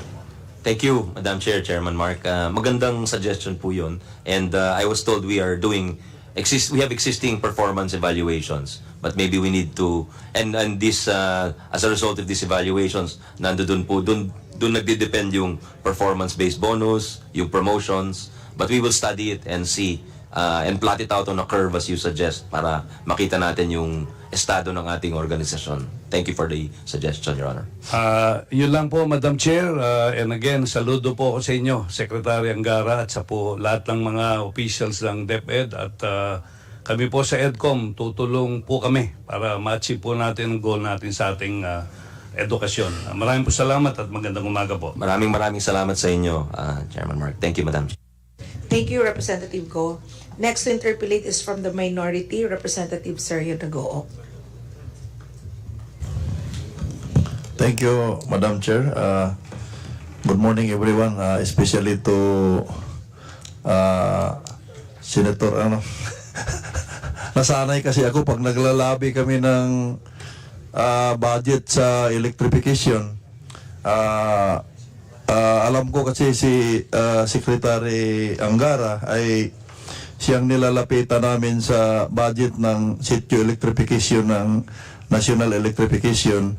Naiintindihan niya kasi member din siya ng Committee on Education kung bakit kailangang mailawan yung mga sitio kasi may mga eskwelahan tayo doon. So, with that, Secretary, taos-puso pong pagpapasalamat ng sektor ng mga electric cooperative nung nasa Senado pa po kayo. Year in, year out, tinutulungan po ninyo yung budget sa sitio electrification. May gusto lang akong linawin, Madam Chair. mayroon pong mga guro o eskwelahan sa Siargao, kasi taga Siargao ako, nagpapatulong kasi may naka-allocate sa kanila for 2024 na 3 classroom. Pero itong classroom na to ay wala sa Siargao, nasa Second Engineering District ng DPWH. Hindi na-implement dahil ang DepEd allocation is 5 million, pero ang cost ng project sa DPWH ay 8 million. Na-risk ko na po to during the oversight, pero sadly, na-implement yung sa Siargao, sa First Engineering District. Kulang lang naman. Kaysa may CR, which tinutulungan ko na lang na mapagawa kasi some of these are adapted school po ng Siargao Electric Cooperative. Kasi yung teacher po yung asawa ko. So marami po akong adapted school sa Siargao Electric Cooperative. So itanong ko lang, mayroon ba Mr. Secretary na or baka hindi mo pa to alam yung USIC ng infra, may existing MOU ba or MOA with DPWH on how to implement this, yung budget ng DepEd na ipa-implement sa DPWH in as far as construction of classroom is concerned? Salamat. Magandang umaga po, Congressman Tagohok. Thank you sa sinabi niyo. Madam Chair, may we refer him to Yusek Densing, who is in charge of infrastructure as well as electrification, Your Honor. Yusek Densing, you're recognized. Good morning, Madam Chair, Your Honor. Ang nangyari po sa Siargao, yung naka-lodge po yan dun sa annex ng batas, and nagkaroon tayo ng problema nung panimula na hindi ito ma-implement kung mayroong modification. Pero no August 14 po, if I'm not mistaken, that's the date, nagkaroon na po ng ruling ang DBM na lahat ng modifications pwede na mag-undertake ng usual modification process, at base po sa MOA natin with DPWH, ang DPWH magsasubmit ng for modification at i-approve po ng DepEd. So yun po ang proseso natin. So ibig sabihin, i-approve mo ng DepEd yung modification bago ma-implement ni DPWH? Tama po yan, Your Honor, Madam Chair. Madam Chair, no, Secretary, baka po pwedeng Yusik ma-revisit yung provision na yan. Baka po i-decide na ni DP para hindi po hahaba. Kasi itong mga pinipili po na mga ano na to, giba po sila sa typhoon audit. At ako po ay nagbibigay ng kung ano-ano doon sa ano para lang mga island barangays po to, at saka yung dalawa po sa mainland ay mga malalayo pong lugar ng Municipality of Mainit. Baka patingnan, nai-risk ko din po to sa DPWH sa budget briefing nila. Kasi sayang din po na nasa simbahan minsan yung bata at may 5 million naman po. Kung hindi matapos, kahit tanggalin yung CR, kami na lang magpagawa ng CR. Walang kisame, bibilhin na lang kami ng plywood para magkaroon ng kisame. Basta yung 5 million, kung ano lang mapagkasya, ma-implement lang kaagad, may masilungan lang yung mga bata, Mr. Secretary. Madam Chair. Mr. Your Honor, we will initiate talking immediately to DPWH District Engineer Office, Second District Engineer. Kami na po mag-initiate, hindi na po namin antayin, and we'll give feedback, Your Honor, Madam Chair. Thank you, Yusik. Doon po sa pangalawang issue ko, Madam Chair, yung mga resource gap natin na nai-risk ko din po sa oversight natin, dito ba sa budget ngayon, 2025, na-address na po ba yung budget para sa electrification ng mga classrooms na wala pang kuryente? Your Honor, meron po tayong budget sa 2025 proposed budget na 1.3 billion item, and ang masasakop po nito is 432 school sites, Your Honor. So, Yusik, kasi si Yusik ang kabisado dito, marami pa po hindi makaber, ano? Yung mga dati na walang kuryente. Your Honor, Madam Chair, tama po yan. Ang updated number natin ng unenergized school is 2,001 nationwide. Banggit po ni Mr. Secretary, Tama po, 432 po ang masasakop ng 1.3 billion. So meron tayong balanse na more or less 1.54 billion, 1.45 billion na hindi pa masasakop ng budget po nito, Your Honor, Madam Chair. Sana po, Madam Chair, ma-address natin to sa final budget kasi yung iba dito may mga computerization program po pero hindi nagamit dahil walang kuryente. Now, may I ask Yosek, yung nai-risk ko sa last sa oversight na-address na po ba yung because in the proper time, maybe sa plenary, I can manifest sa period of amendment. Baka mailagay natin sa special provision na yung budget para sa electrification may download na lang sa NIA. Alam ni Secretary to kasi siyang palaging nagpapasilitate ng mga budget sa sityo para mabilis yung implementasyon ng paggawa ng linya. Hindi naman to kaya ng DPWH at saka DepEd. Doon na lang sana sa NIA. Yung sinabi ko na pag malayo yung eskwelahan identified, may joint inspection yung DepEd, DPWH at coordinate sa electrico para ma-determine yung cost ng linya at may kasama sa project cost yung portion na yan may bigay na sa NIA para sa paggawa ng linya kasabay doon sa paggawa ng building. Wala kaming objection dyan, Your Honor. Okay lang sa amin kung gusto nyo ipasok yung special provision na ganun. So, finally, Madam Chair, I would like to manifest my support to the budget of DepEd and further manifest to at least increase the budget for yung sitio yung electrification sa mga unelectrified classroom din yung sa school feeding kasi I have personal experience yung school feeding dahil yung mga adapted school namin 80% po sa budget namin nasa school feeding kasi marami po talagang mga bata na papasok. yung asawa ko pinapakain minsan yung mga bata kasi kawawa naman po hindi sila nakikinig Then finally, Madam Chair, brief lang naman po to. Mayroon tayong Republic Act 11285, Mr. Secretary. Ito yung Energy Efficiency and Conservation Act.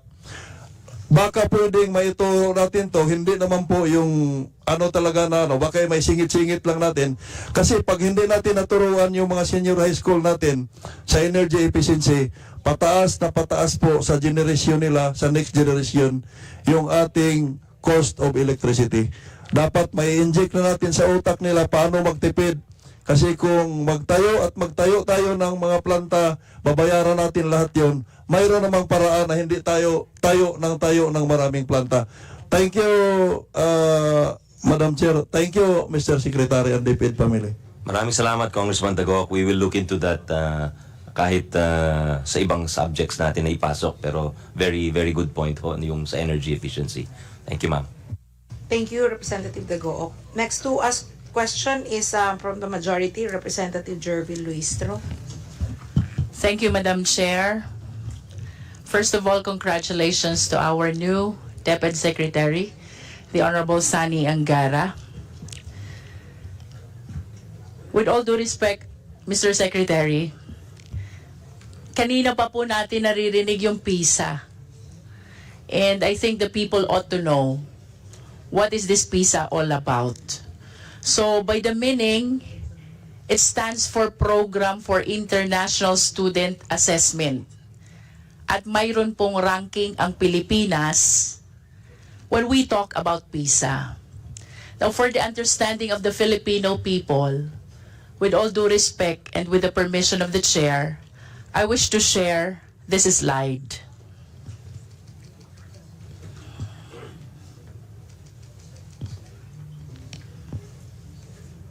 Secretariat, please facilitate.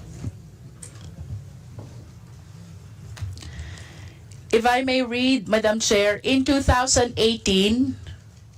there were 79 participating countries.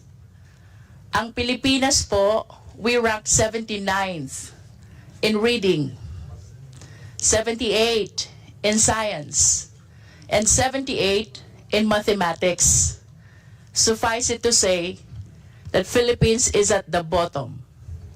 Tayo po ay putot kung tawagin. And then in 2023, there were 81 participating countries. Ang Pilipinas po, it ranked 76th in reading, 79th in science, and 76th in mathematics. And I conclude that there is no significant change. There is no argument that we are already in the computer age. This is a transition that we are all mandated to face. As a matter of fact, this reality was bolstered during the time of pandemic. All services were done by way of online system. And Mr. Secretary, dito rin po nauso yung online class. The term online class. But how can we do it in public schools? And because of the lack of the necessary facility, nauso naman po yung modular. That is the intervention that we did in place of the computer system. Recognizing this reality, Mr. Secretary, nag-launch po ang DepEd ng Department Computerization Program. And along with this, nagkaroon po tayo ng information, communication, technology packages. At ito po'y dito ko nakita sa Audit Observation Memo for 2022-2023. However, before I proceed to that, Mr. Secretary, gusto ko po sanang tanungin government official from the previous administration of DepEd, the time of the previous secretary. In 2023 po ba, ano po ba ang ratio natin ng teacher to computer set at ng estudyante to computer set? Madam Chair? Sino ang in charge ng computers? Admin? Maybe our director for, because the previous undersecretary for admin has resigned, Your Honor. But we have with us the director for IT, that's Director Pitagan. Maybe we could ask that he be recognized to explain and answer the question. With your permission, Madam Chair. Director Pitagan, you're recognized. Blessed morning to all. Ma'am, for the student ratio, currently we are one computer for... If I may interrupt, we are asking for the year 2023, sir, so we can relate it with the result of the AOM for 2023. Ma'am, yun. For the 2023 fund, ma'am, the computer ratio is 1:9, meaning one computer, 9 students po. That is 1:9. One computer for 9 students. How about the ratio for the teachers? Ma'am, for the teachers, come on, we're getting the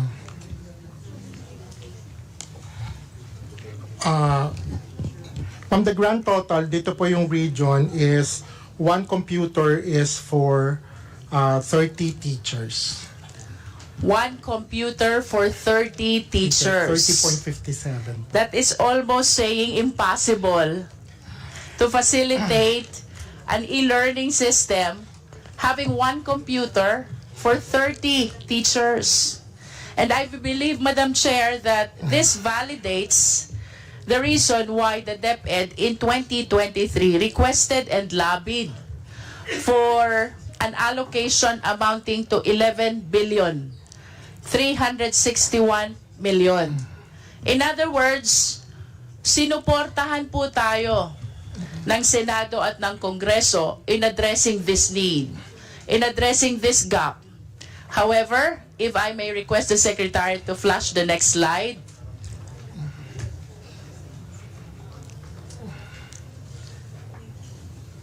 If I may invite your attention to the current appropriations. Ito po yung appropriation for 2023. The amount is 11,361,000,000. However, ang naging utilization po niya is only 19.22%. That is equivalent by way of obligation to 2,183,000,000 and disbursement to 2,075,000,000. So, bakit po sa tindi ng pangangailangan natin for ICT packages, Madam Chair, out of 11 billion allocation, bakit po 2,075,000,000 lang ang naging disbursement? Can we hear from DepEd? Please answer the question. May we direct Director Pitagan to answer, please. Thank you very much, sir. Ma'am, for the 2023, when the new administration came in, the priority was the continuing 2022. That's why for 2022 funds, we have the 92% obligation. Now, yung 2023, ma'am, tumawid ngayon siya na 2024. So right now... Madam Chair, if I may interrupt, Opo. parang ang hirap pong i-appreciate nung naging explanation nyo na ang priority nyo is continuing, which is the budget from 2022. Why therefore did you request for 11 billion for 2023? Kung sasabihin nyo ngayon, ang priority nyo is 2022, kaya hindi nyo nagamit yung 2023. Alam po ninyo, Mr. Resource Speaker, doon po sa amin sa Batangas, hindi po magkamayaw ang humihingi ng tulong na estudyante, teacher, and even PTA officers. Lahat ang problema nila, computer, laptop. Now we have this 11 billion budget. You requested this for 2023. Bakit po ang disbursement nyo 2 billion lang? Yun, ma'am. To answer the question po, in May 2024, nabili na po natin yung 2023 budget. Ang pending po natin, 95% na yung ating obligation. Kaya lang po hindi po nagre-reflect is because we are asking for the modification of the expense class from capital outlay to MOOE. Madam Chair, yun po bang May 2024 na sinasabi nyo, does this pertain to the 2 billion disbursement? Hindi, ma'am. This pertains to the 8 billion more na hindi pa na gagamit. So, nasaan po yung 8 billion?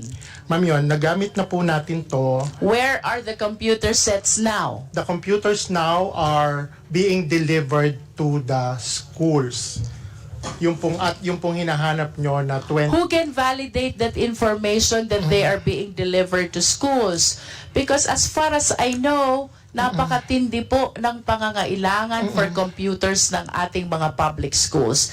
If I may continue, Madam Chair, he made mention about the continuing appropriation. So let me invite your attention to color blue of the slide. Ayan po yung continuing appropriation. We have 9 billion budget. Tama po si Mr. Resource Speaker.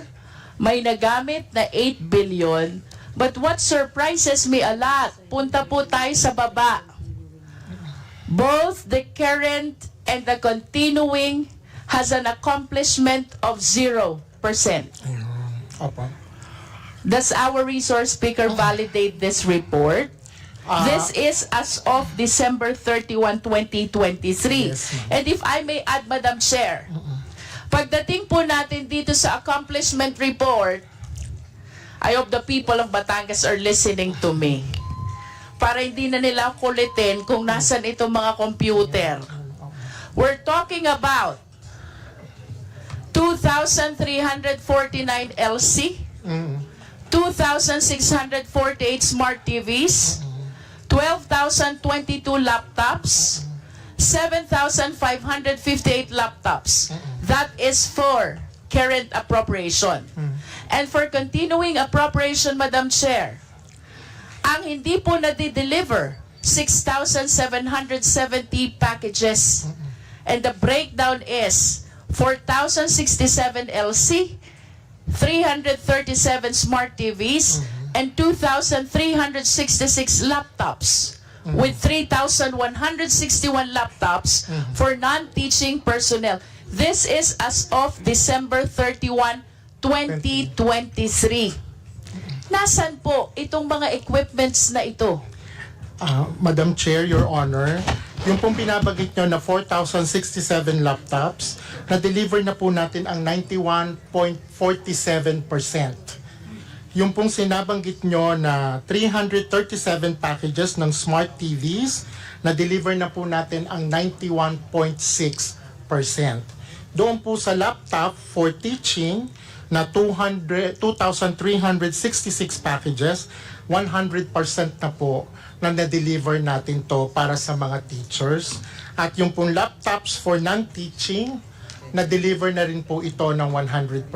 These are all accounted for the fund year of 2022. May we request the resource speaker to submit to us the documents proving all the delivery? Yes, ma'am. And can we go, Mr. Resource Speaker, to the current appropriation? Nasaan po itong 17,019 packages under the current appropriation? Okay. Under the current appropriation for the e-learning cards, that's 1,655 packages.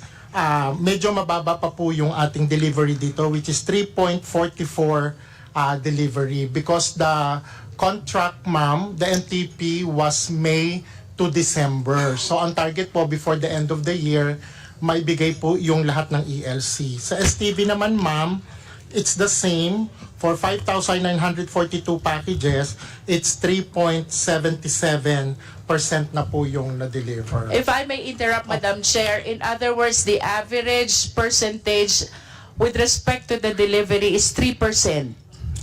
Yes, ma'am. Out of the total number of packages. Yes, ma'am. Because the procurement of the current 2024 happened in January. Madam Chair, I hope that the DepEd, Mr. Resource Speaker, realizes that the specification when we talk about ICT change so fast.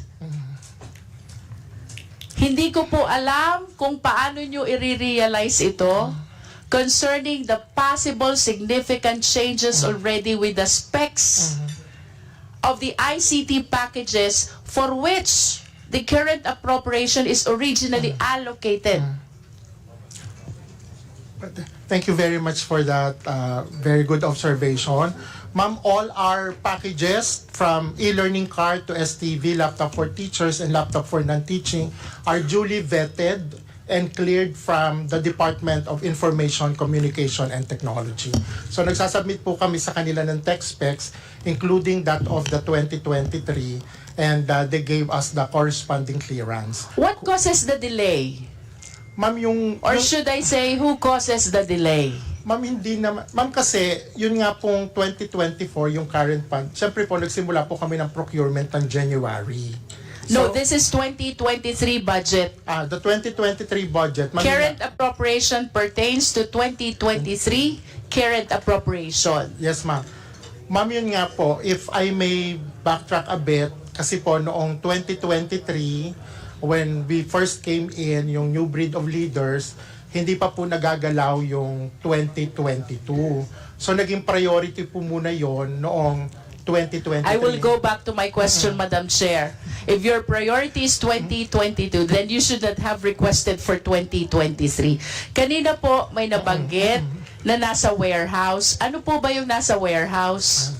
Ma'am, yung nasa warehouses na nabanggit, these are not these lots. Ito pong DepEd computerization program na ito po yung recalibrated DCP. Yung pong nasa warehouse, those are those purchased during 2020-2021.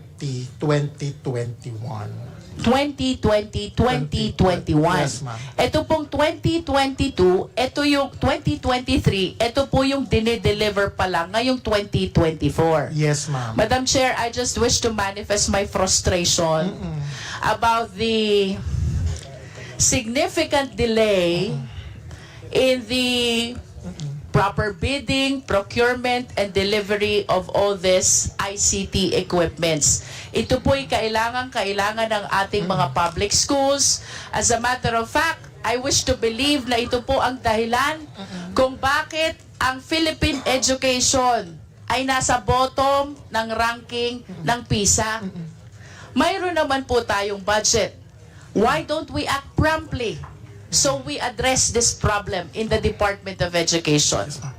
Thank you very much, Your Honor, for that observation, validating the need of technology for schools. Ma'am, kaya po ngayon, doon po sa hinihingi namin na 2025, we have started already the early procurement activities. Para po ngayon this year, meron na pong NEP level, sinimulan na po namin yung EPA activities para nga pagdating ng 2025, mabili ka agad. Madam Chair, I wish to go back to my question. What caused the delay in the procurement for 2023? Because I do not consider as a valid excuse na priority nyo at 2022. Please give me a valid reason. Well, some of the reasons na nilagay din po namin, number one, we have to, since bago yung leadership, we have to recalibrate. Kasi ma'am, dati e-classroom Sean, so we have to really do an extensive onboarding of all the strands, all the people on the ground. Ano ba talaga yung kailangan? Magbibigay ba tayo ng computer laboratory? And a whole other... Ibig sabihin, Mr. Resource Speaker, while you are doing all this procurement, you have not made up your mind as to the specification of the ICT that you are procuring. That is a manifestation, Madam Chair. I acknowledge that my time ended already. Thank you. Thank you very much, ma'am. Thank you very much, Representative Luistro. Since there are no other members from the minority wish to ask question, let's proceed to the rest of the members of the majority for the interpellation. Next to ask question is Representative Mix Nograles. Not around. The chair now recognizes Vice Chairperson Representative Zia Alonto Adjong. Thank you, Madam Chair. Bismillahirrahmanirrahim. Assalamualaikum warahmatullahi ta'ala wabarakatuh. Magandang umaga po sa ating DepEd family. Let me just associate myself, Madam Chair, to the opening remarks of our sponsor when she describes our current weather status with the entry of our Secretary, Sani Angara. Well, it makes the Beatles song a little bit relevant today.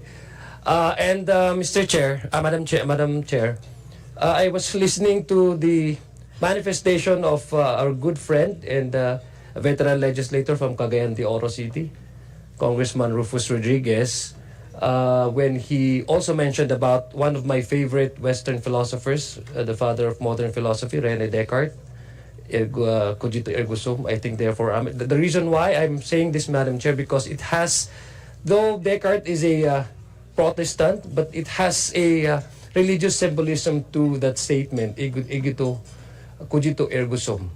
As our secretary would know, the first surah chapter in the Quran, which was revealed to our Prophet Muhammad sallallahu alaihi wasallam, was Suratul Alaq. In English, it means daybreak or dawn. So it represents the emergence of the wisdom and the knowledge that the person needs to acquire. And the first line that was revealed to our Prophet was Ikra. In Arabic, Ikra, it means read. Read. And the succeeding lines, read in the name of thy Lord, who created man from a single clot of blood, who teaches man what he knows not. So, in response to Congressman Rufus' manifestation earlier, the reason why it is innate for every one of us to seek knowledge is because we are trying to get closer to the source of knowledge, which is God. So, I'd just like to ask a question. I don't know which of the undersecretaries would like to, when I be directing this question, because I came from a Muslim community, a minority Muslim community. Sometimes these communities are outside of, outside of the reach of the central offices, in this case DepEd. So I'm more particular about how the DepEd would really push on to include all the marginalized communities, especially those who are in the far-flung areas, and those especially communities that have been affected by either man-made or natural calamities. So I'm more interested in the program, yung tinatawag po nating Last Mile Schools program, Madam Chair. So before I ask the question to whichever is appropriate undersecretaries to help me understand further, enlighten me as to the status of this program, I'd just like to ask Secretary Angara. I was reading in a news article that came out today, this morning, and you were quoted, actually, Madam Chair, Secretary Angara, about your recommendation to review and reassess the processes in terms of, I guess, the procuring of procurement processes, and to reevaluate the existing policies of your department. May I ask, Madam Chair, if Secretary Angara particularly refers to the Last Mile Schools program, and why does he recommend the reevaluation and review of the existing procurement policies of his department? Good afternoon, Kong Adyong. Salamat po for your very optimistic words, and salam alaikum. You're correct, Your Honor, Madam Chair. That is one of the concerns, because dito sa Last Mile Schools, the experience on the ground is parang nagugulat yung nagbibid siya ng mababa, tapos nakikita niya napakalayo pala nung lugar. So, madalas ina-abandon niya yung project, sa totoo lang. So I think we have to examine our bidding processes there and ensure that there is enough room for the associated costs, the logistics of building these classrooms. And itong Last Mile Schools, of course, ito nga yung in geographically disadvantaged, isolated and disadvantaged areas, or GIDA areas. And there's a budget in the 2025 proposed budget for 10 billion, covering 154 school sites. But more generally, regarding procurement, I really noticed that mabagal ho kami sa procurement. I think if you notice for 2024, the books are not arriving on time, Your Honor. We're only starting to deliver books now, and the kids are already in school. The completion of the books will be done by December, Your Honor. So, hindi na po pwede. I think we can borrow practices from some other agencies of government who do, nabanggit po yung EPA or yung early procurement activities. It is applicable not only to infrastructure, because the infrastructure to build a classroom is more difficult than building a road, Your Honor, because you have to assess the condition of the soil, you have to validate the school site, you have to check that there is a school title, among many other things. You have to check that if you're building a 5-story school building, that the structure can be supported by the geographical conditions, Your Honor. These are but some of the things we have to do, unlike when we put something for a road. So I've conveyed this to the leadership of the House, and I think that's why they're asking for your lists quite early, and we're very appreciative of this proactive action on the part of the Chair, the Vice Chair, our budget sponsor, our Senior Vice Chair, because working together we can really accelerate the pace, because if we do a status quo type of action, wala hong mangyayari sa atin, Your Honor. We need really to work in tandem, multitask, meaning we're debating the budget, but at the same time, we're also doing the executive or administrative activities like early procurement activities for books, for infrastructure, for computers, doing things like market scoping, discussion with the prospective bidders, short of award, Your Honor, because clearly that's what the DPWH does in many of its infrastructure projects, I understand, Your Honor. Kaya yun po yung nais nating mangyari. And then lastly, dun sa reading ho, unfortunately we're not a reading culture, Your Honor, but I suspect everyone in this room has benefited somehow from reading, meaning our parents read to us, our teachers read to us, and we learned reading at a young age. and we imbibed it and we read on our own so that we progressed in life, Your Honor. So the studies show that the countries who do the best in PISA exams are those where there's a reading culture and the parents read to their children. That's why they check, bakit sa ibang bansa active naman ang parents sa Parent Teachers Association, nanonood po sila ng soccer game, ng basketball game, nagpapakain naman sila. Pero hindi yun ang effective interventions po. Yung effective intervention, yung basahan natin ang ating mga anak.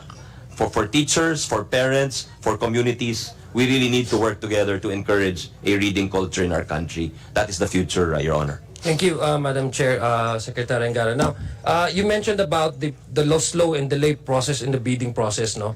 Is it safe to assume, Madam Chair, Secretary, that in the previous, no, itong sinabi mong i-recommend for evaluation, what is the how do you proceed with the bidding processes before you procure? Is it centralized ang bidding ninyo, or do you also devolve these functions to your regional and city and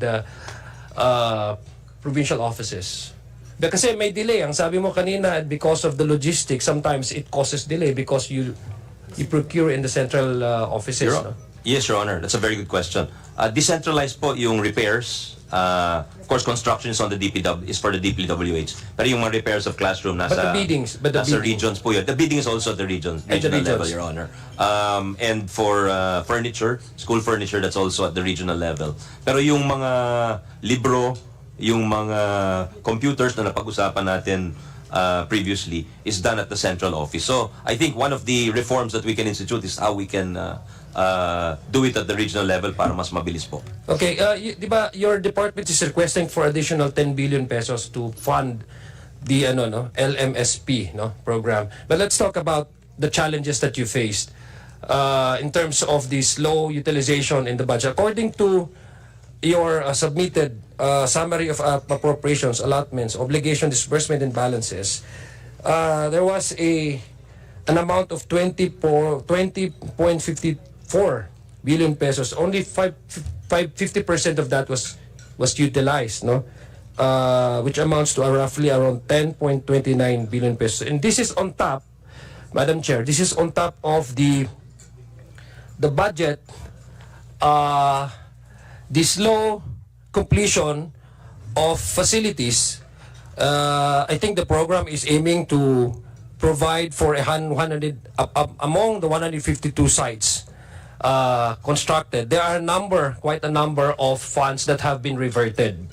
So I'm asking now, Mr. Secretary, or whoever is in charge of this program, which Undersecretary is in charge of the LMS, why is there a slow delay of the completion of these projects, number one, prior to the request of the 10 billion, because there's a sizable amount that you have not been utilized but obligated. I'm just asking, Madam Chair, what really causes the delay in terms of the sites that you have already identified, the completion of these school facilities, and as well as the reversion of some of the funds that have already been allotted to you. Number three is also the 73, I think 70 sites have already completed, but out of the 156. Now, this program has been going on since 2022, and this is now the 4th year of this program, if I may say so. So I'm just wondering, Madam Chair, what really is the challenges that you're facing? Is it because of, sabi nga ni Secretary, is it because of the logistics? Is it because there seems to be a problem in terms of the liquidated damages that you have to incur against those suppliers that did not faithfully complied with the agreement you have signed? I don't know, Mr. Secretary, whoever is... With your permission, yes, I have so Jong. many questions, but Yes. I have limited time. That's why I'm trying to compound all these questions all together. Yes. Thank you. We appreciate that, Yes. the holistic approach, Madam Chair. If I may turn them over to USEC Densing, with your permission, Your Honor, because they were the ones in charge of the Last Mile Schools program under the School Infrastructure Strand. previously. Yes. Madam Chair, Your Honor. With respect to the Last Mile School program, the problematic year for implementation was the 2021.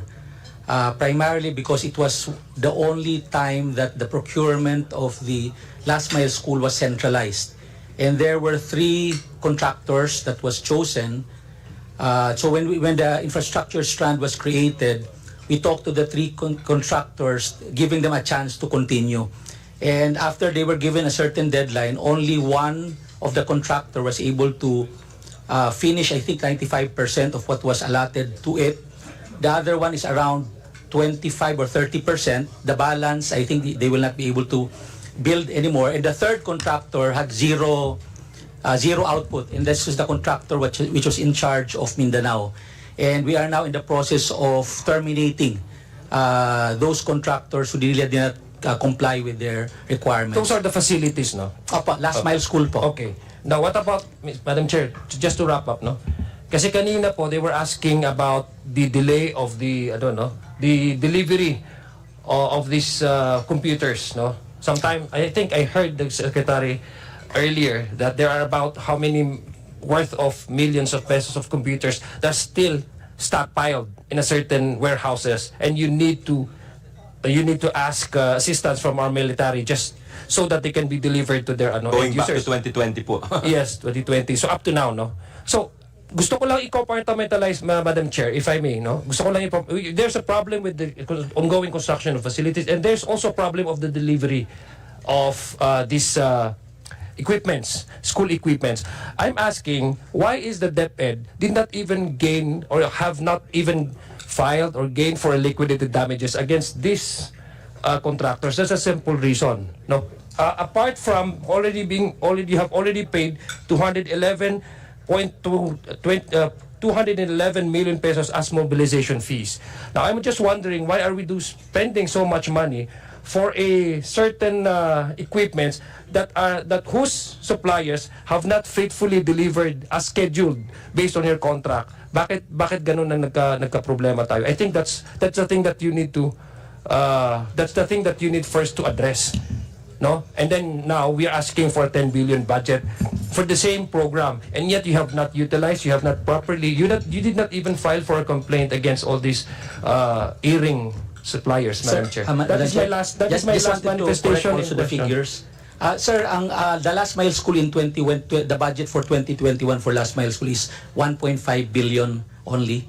1.5 billion again in 2022 and 23, and 3 billion in 2024. Opo. That's for the Last Mile School. Oh yeah. So for 2022 up to 2024, we've started to devolutionize the procurement to the division level. So it's much faster. That's why in 2022, 23, and 24, the procurement is faster. But again, there's still, you're right, Mr. Chairman, Madam Chair, Your Honor, that there's still logistical issues because when they bid, they would eventually find out that they would have a hard time delivering the raw materials to the Last Mile School. Madam Chair, I with all due respect, no, it's not just the logistical challenges. You have at least, at the very least, file a complaint for those suppliers who have not fully and faithfully delivered these equipments. No, it's not only a logistical. Kasi the more that you delay, it's actually disenfranchisement. It's a disservice to our students, especially to those who are in need of all these equipments. Remember, Mr. Secretary, I came from a far-flung area. So, kaya nga po mayroong mayroong last mile self-schools program tayo because precisely we want to have all the areas in the Philippines. We are scattered everywhere. We are a archipelagic country. And may mga rural areas dyan na kailangan talaga ng quality na services sa ating education. The more that you don't do anything about this, at least man lang have these suppliers answer legally or whatever, just complain, because this is actually a disservice to the people, to our students in the far-flung areas. Madam Chair, quick response. Yes, please wrap up. For the 2021, we've already initiated. Now you're asking 10 billion pesos additional, and you have yet to actually utilize the remaining funds. Yeah, Your Honor, And you have that- we did not ask for a 10 billion. No, I think the Secretary, if I may heard correctly, that's 10 billion pesos. 3 It's billion. in the Correct? proposed, it's in the proposed It's in the NEP, proposed. Your Honor, not Okay. in the wish list, but in the original agency submission to DBM, Your Honor. Okay, thank you. Thank you for that correction, Mr. But let me just finally, let me just say, Madam Please Chair. wrap up, Yes, Congressman. please, again, very short lang po. Please, under your stewardship, Secretary Nga, I hope that we can see at least a sense of accountability. No? I think it's time, part of that review that you have recommended, reevaluation of the processes, the policies, I think we also need to run after those people who have deliberately, pinag-ano tayo, kumbaga parang andun yung deliberate way na talagang niloko tayo. Yes, sir. No? Yes. For that, Madam Chair, that's my final remark. Yes, Your Honor, we will go after these people, and the suggestion to pay special attention. Tututukan po namin, Mr. Congressman Adyong, itong programang ito dahil ito yung pinakadapat tinutulungan natin sa educational system po natin. Sa ibang bansa, kapag dehado ang isang eskwelahan, dehado mga bata, yun ang binibigyan ng pinakamalaking tulong o pondo. Parang dito sa atin, di nangyayari po yun. But we will make sure that changes, Your Honor. May nakasuhan ba, Secretary, in line with that question? Madam not Chair, sure, Your Honor. tineterminate namin yung contractor dun sa Mindanao and we will also ask them to be blacklisted. Minsan ho kasi baka dapat, one thing I'm thinking about, Your Honor, Madam Chair, is baka dapat ilipat na namin sa DPWH just like the construction of the classrooms. Kasi construction din naman ho ito eh. So I think mas kabisado ho nila yung sino yung mga gumagawa, sino yung mga hindi maasahan. Dahil minsan, kumukuha kami ng contractor pero na-blacklist na pala ng DPWH. So I think the more practical thing is really to maybe put a special provision that it can be, or maybe if it's within the power of the committee to ensure that the implementation along with the construction is with your permission. That's just a suggestion, Your Honors. We will take note of that.